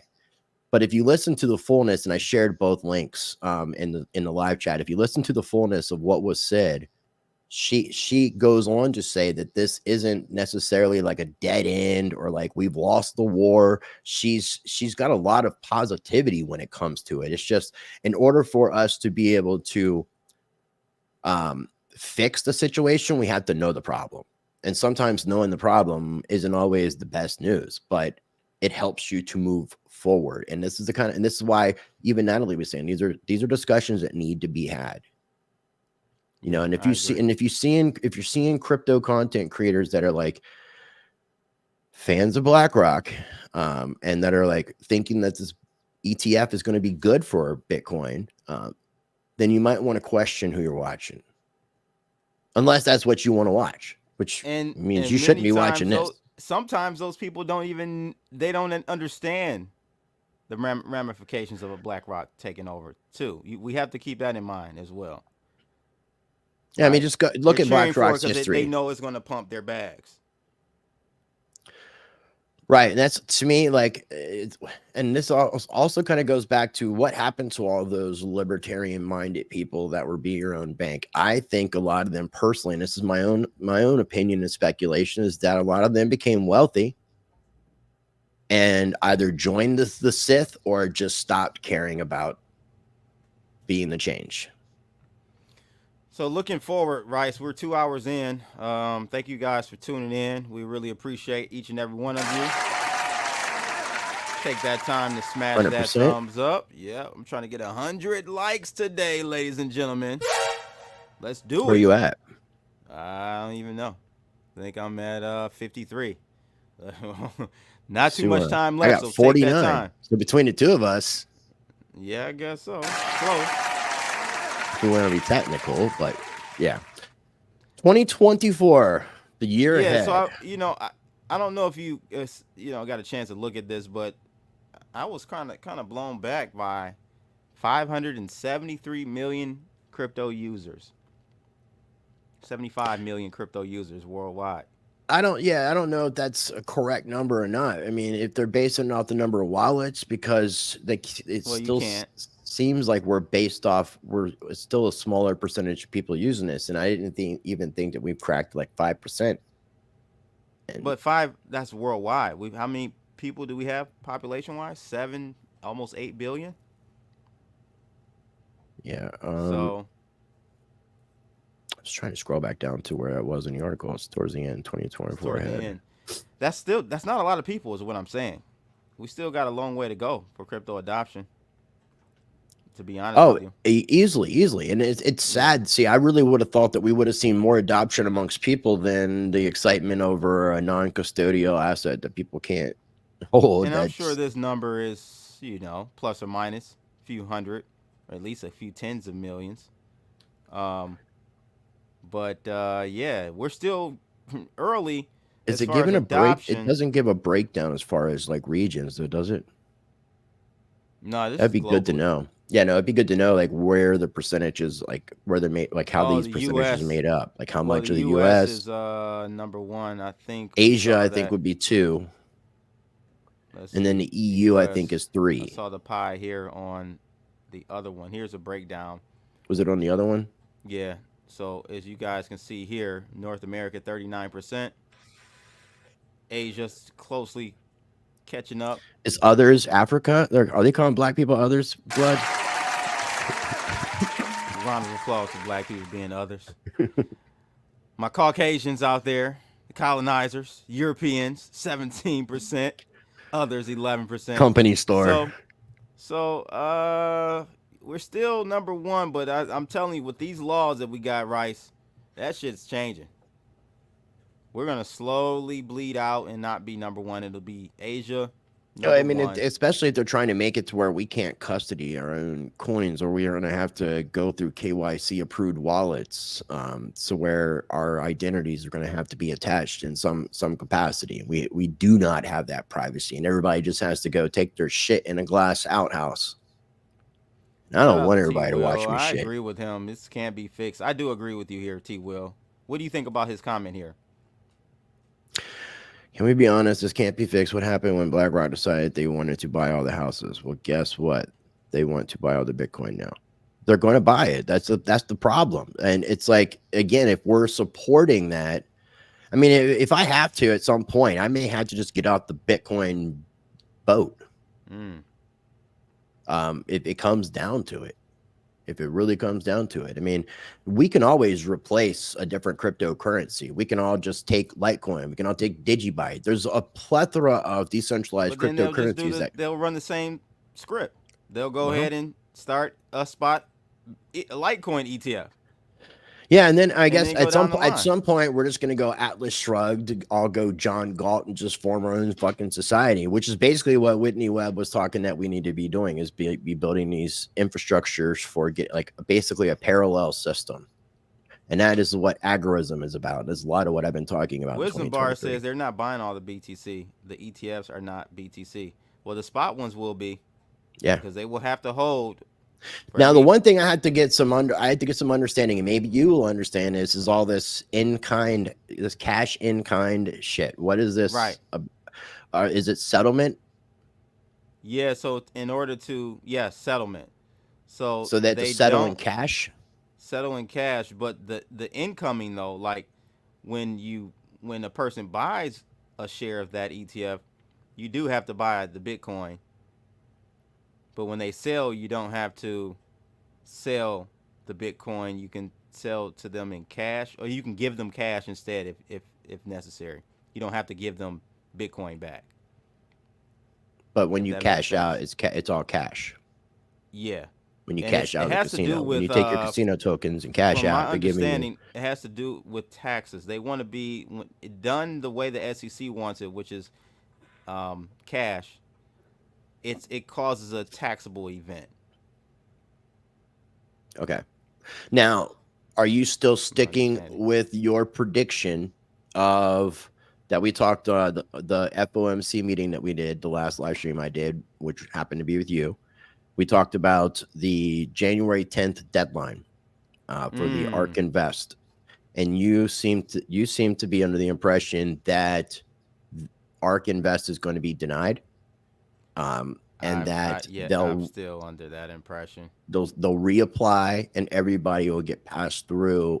Yes. In the early to mid March, because BlackRock, I think, is up the 15th or 16th, if I'm not mistaken, of March. Yes. So where everybody's anticipating the approval in the next 10 days, which doesn't make sense, right? Why would the market give you exactly what the majority of people think is coming? When most of the time the markets do the opposite of what people are expecting. That's what I'm saying, bro. So again, the Cryptodamus prediction is that the Bitcoin spot ETF January 10th approval will not take place. I'm saying it here live, people. And well, we can clip it from the other one. I thought about doing that. And in addition to that, they'll reapply and still be allowed through with the first wave, because they're playing ball with the SEC. Yes. It doesn't because normally you wouldn't be approved that fast after reapplying, which is probably less than 60 days. Hello. Or around about just 60 my days. opinion. No, I know. It would give a great cover for them to go ahead and buy in. After the crash, I think we see a 20-30% crash from the denial on January 10th. Or and that's by when January you start 10th. That's when you start fucking scooping up some Bitcoin. That's when they start buying it. That's when we start buying it. Yeah, that's when I start buying it as well. And then 2 months later, bada boom, bada bing. I thought you were street smart, bro. And then a month after that, we're looking at the halving, roughly, because it's now pointed at the 22nd of April as the estimate for the Bitcoin halving. And then I think it is on April the 8th is when we have that total solar eclipse. So I will have Mr. Waters Above back on probably February and get a little bit of his thoughts about how this. So what is that? Total solar eclipse is negative? Plan. Is that a negative thing? No, I think from what I understand, it's a very, very fucking positive thing. Okay. That should lead us through the end of the solar cycle, which I think is like sometime in 2025. I think mid 2025, if I'm not mistaken. If I'm basing it off what I remember with him talking about solar and lunar cycles. Gotcha. So as you guys see on the screen, this is my 2 Satoshi chart that I track for Bitcoin, and we're really nicely trading in that pennant, that flag. I mean, it's just textbook, right? Do you think we'll see some upward action before the 10th? No. So the 10th is out here. The 10th is right here. Okay. I'm selling out right here at the end of this flag. I'm just getting somewhere on the 6th, 7th, which is what you're looking at. 5th, next Friday. 5th. I'm just gonna go sidelines, okay. And if I'm wrong and we get an approval, because you can get an approval. This is the thing, right? So you can get an approval and still get a dump because it could be the buy the rumor, sell the news event. That too. Right. Okay. Right. So we can get an approval and still get a slight dump, not as big as a rejection dump. There's gonna be a dump either way. I think so. But if I'm somebody's going to crap their pants, it's going to be a dump. If I'm wrong, I'll get back in at $45,000 Bitcoin, and I'll just miss out on 5%. But to risk 5%, I'm fine with missing out on 5% and not losing out on 30-40%. Well, 30. No, I think that sounds like very smart. Yeah. Well, let me just go back down here to the for 35% move back down. And now, see, I really need to get in touch with somebody who understands these ETFs and how they work, because now that these institutions are running commercials and stuff, and we've seen BlackRock doing seeding, are these institutions allowed to start buying? When are these institutions allowed to start buying? It can't be like once it's approved. There's got to be a window before the approval that they're allowed to start. Exactly. And I'm wondering if they're in that process. They assigned third-party companies like BlackRock did. I think. Yeah, BlackRock assigned JP Morgan, who Jamie Dimon 2 weeks previous to that said Bitcoin needs to be shut down. It's for terrorism and that. Yeah, so the script between him and Janet Yellen. JP Morgan and Jan Street is who BlackRock picked, and then who do we know that's of Jane Street alumni? I don't know. SBF. He was a Jane Streeter before him, and his polycule girlfriend, I think, were both Jane Streeters before they created. I didn't know that. FTX and Alameda. Yeah. And I mean, they will buy OTC, but I'm saying once the problem is we are seeing the lowest number of Bitcoin on exchanges since like 2017, I think is what was said. And they will buy OTC. And then we're going to see a supply shock with the Bitcoin halving. So not all the Bitcoin that they're going to accumulate is going to come from OTC. They're going to have to probably buy some spot, I would imagine. I don't think so.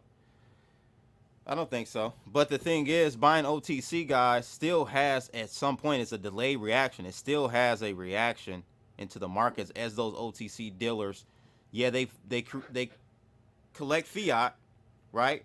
But they don't And want then to. They're gonna go back and buy some Bitcoin. It may be Right. scattered in tranches, but it's going to go back into the market. And what better way to do it with a denial here, and then give them,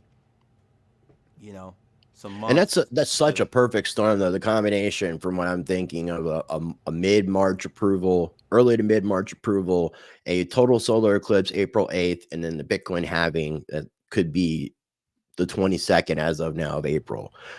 I'd love for it to be 420. It'd be really interesting if it was on the 15th, which I still don't understand why they call April 15th Satoshi Nakamoto's birthday. They say Didn't know that. Yeah, April 15th, 1975. I was born April 29th, 1975. Like, where do you get this birthday for somebody that you don't even know who it is? Yeah, that's interesting. But that's what they say. So April 15th would be interesting if that was the date. 420 would be really cool because it's 420. Everybody loves most everybody loves 420 except for you. Yeah. You love cigars, not to. Yeah, what date is Cigar Day? I don't know. I gotta find out. What is Cigar Day? My 420 is a Saturday. How much of the Bitcoin on exchanges are just lazy people that won't take them off? Probably the majority. Yeah, There's still a lot of people that trust exchanges. Mm-hmm. I wouldn't actively be leaving cryptocurrency on an exchange unless I was actively trading. If you're leaving your crypto on an exchange to store your crypto, then you should have the risk of knowing that you may lose your funds. I got 58 likes right now, ladies and gents. These people are slacking on us on New Year's Eve, man. Come on. Give us Are we not giving you some alpha here, yo? Give us that Will Smith smack on the like button. Oh. Please, if you haven't already, please do that for me. Black Swan Steve. Now. That's such a good name. That is a nice name, Black Swan. So what is he talking about here? He said politicians claw back. Yeah, man. So, hey, man, that's all I got, Rice. Yeah, no, I'm good, man. 2 hours and 13 minutes. It's a good final stream for 2023. We talked about the spot Bitcoin ETF. We did talk a little bit about the coordinated false flag cyber attack. No CBDC issued by the Fed, that we look for digital dollars to be issued by private institutions such as banks. Reminder that we are voices with integrity, and we're going to make sure that we are making 2024 a year of being the change that we want to see and calling out the bullshit. Yes, sir. And remember that fear is a mind killer. Remember that some projects that call themselves decentralized are just dinos because they're decentralized in name only. And remember, this guy right here beside me on the other side of the screen, the opposite color of me, he's going to be in a documentary, and it's coming out tomorrow, January the 1st. Bitcoin. I wanted to say Bitcoin, but we'll Bitcoin. See how much. We'll see how much. Got an email from the director this morning. It's like he said we had to cut your black ass out. Sorry, sir. A round of applause. That's what I'm saying. You know how they always do the black man. But no, definitely go check this out. The director does a great job. Silt, I think it's Slit. Thank you, T-Well. Studio. Thank you, Alexandra G. Mr. Sekala. We appreciate everybody. But definitely, I think the way that Netflix works is it's either, I think it's at 3 o'clock p.m. Eastern, or 3 o'clock a.m. Eastern time, when it becomes 12 p.m. Pacific time, that things that are available on the 1st of January be available, I think. Gotcha. So if you're up late, go check it out. Otherwise, when you get up, you got a gift. The very first thing that you should be watching in 2024 is Bitcoin with my man CB, Crypto Blood. And by the way, another Netflix appearance. Another Netflix cameo. Another one. Yeah, man. We'll see how it Proud goes. Of you, man. Yeah, thank you. We'll see how it goes. And like, I know that guy. I'm gonna have the guy you see on screen. He's coming on my show Tuesday. All my YouTube premium members will get the interview right away, most likely. I'm just gonna dump it and upload it. So you're gonna do it Tuesday? Yeah, I'm interviewing him Tuesday. Yeah. Cool. I'm supposed to be doing an interview tomorrow. Ray Trapani is the guy you see on the screen. This is what Okay. the documentary is kind of revolved and based around. I was more friends with Sam than Ray. I'm not real familiar with the situation. Robert. I'm going to have to learn more about it when I'm watching this, so it's going to be great to check out. Tomorrow, I'm interviewing the guy that I've interviewed from the Bitcoin and Friends cartoon before in the past. Okay. Yep. They're rebooting the cartoon. Nice. They're redoing the first season. I'm not 100% sure why they're redoing the first season instead of continuing, so I'm going to ask them that. But I'm definitely looking forward to it, and I think it's premiering on January the 3rd on the Bitcoin and Friends YouTube channel and anywhere else that they're at. Can you tell me what's special about January 3rd and why they may have chosen January 3rd as the date for the very first episode of the reboot? That was the day that the Genesis block was created, my friend. All right. That's when the very first Bitcoin was mined by the individual or group known as Satoshi Nakamoto. January 3rd. That's 4 days from now. So I'll have that interview out probably the 2nd, since I'm doing it on the 1st, and then promote the cartoon. I enjoyed the first season that they did of the cartoon, and I'm looking forward to seeing what they're doing with the remake. So nice. I appreciate everybody taking the time to tune in. Again, if you haven't smashed that like button, do so. Make sure you're following us. We got links down below in the video description for each other's social media information. If you're watching on the Rice Crypto side, make sure you subscribe to I Love Crypto, Crypto Blood. And if you're watching on I Love Crypto, Crypto Blood side, make sure you subscribe to Rice Crypto. Links again are in the video description. We appreciate you. We wish you a very happy, safe New Year's Eve. And I personally want to wish everybody a very prosperous New Year in 2024. Be prepared. Don't be scared, because fear is a fucking mind killer. And the promise of Bitcoin, of course, I mean, as a non-Bitcoin expert, I'll just tell you my view of it, because I think it's true. The promise of Bitcoin is not just getting rich from Bitcoin. The promise of Bitcoin is you're independent of control by the people who devalue currencies since Rome, and they do it in every single currency is devalued because no politician over time can resist the temptation to print more money because it makes them more powerful. So that's just that's something that never ends. They always debase the currency, even digital currency. And they want to move to a central bank digital currency so they get complete control of you. If you disagree with them, you can't eat. And Bitcoin offers really a way out of that. And that's totally indefensible. There's no way Jenny Yellen, who really is a very dark figure, is never going to stand up and be like, I'm against Bitcoin because it would disempower me and allow the average person to have a little bit more control over his own life. Never going to say that. She's going to be like, terrorists use Bitcoin. Really, terrorists. By the way, any terror group she names has absolutely, without question, received funding from the U.S. State Department at some time or other, if I could just say.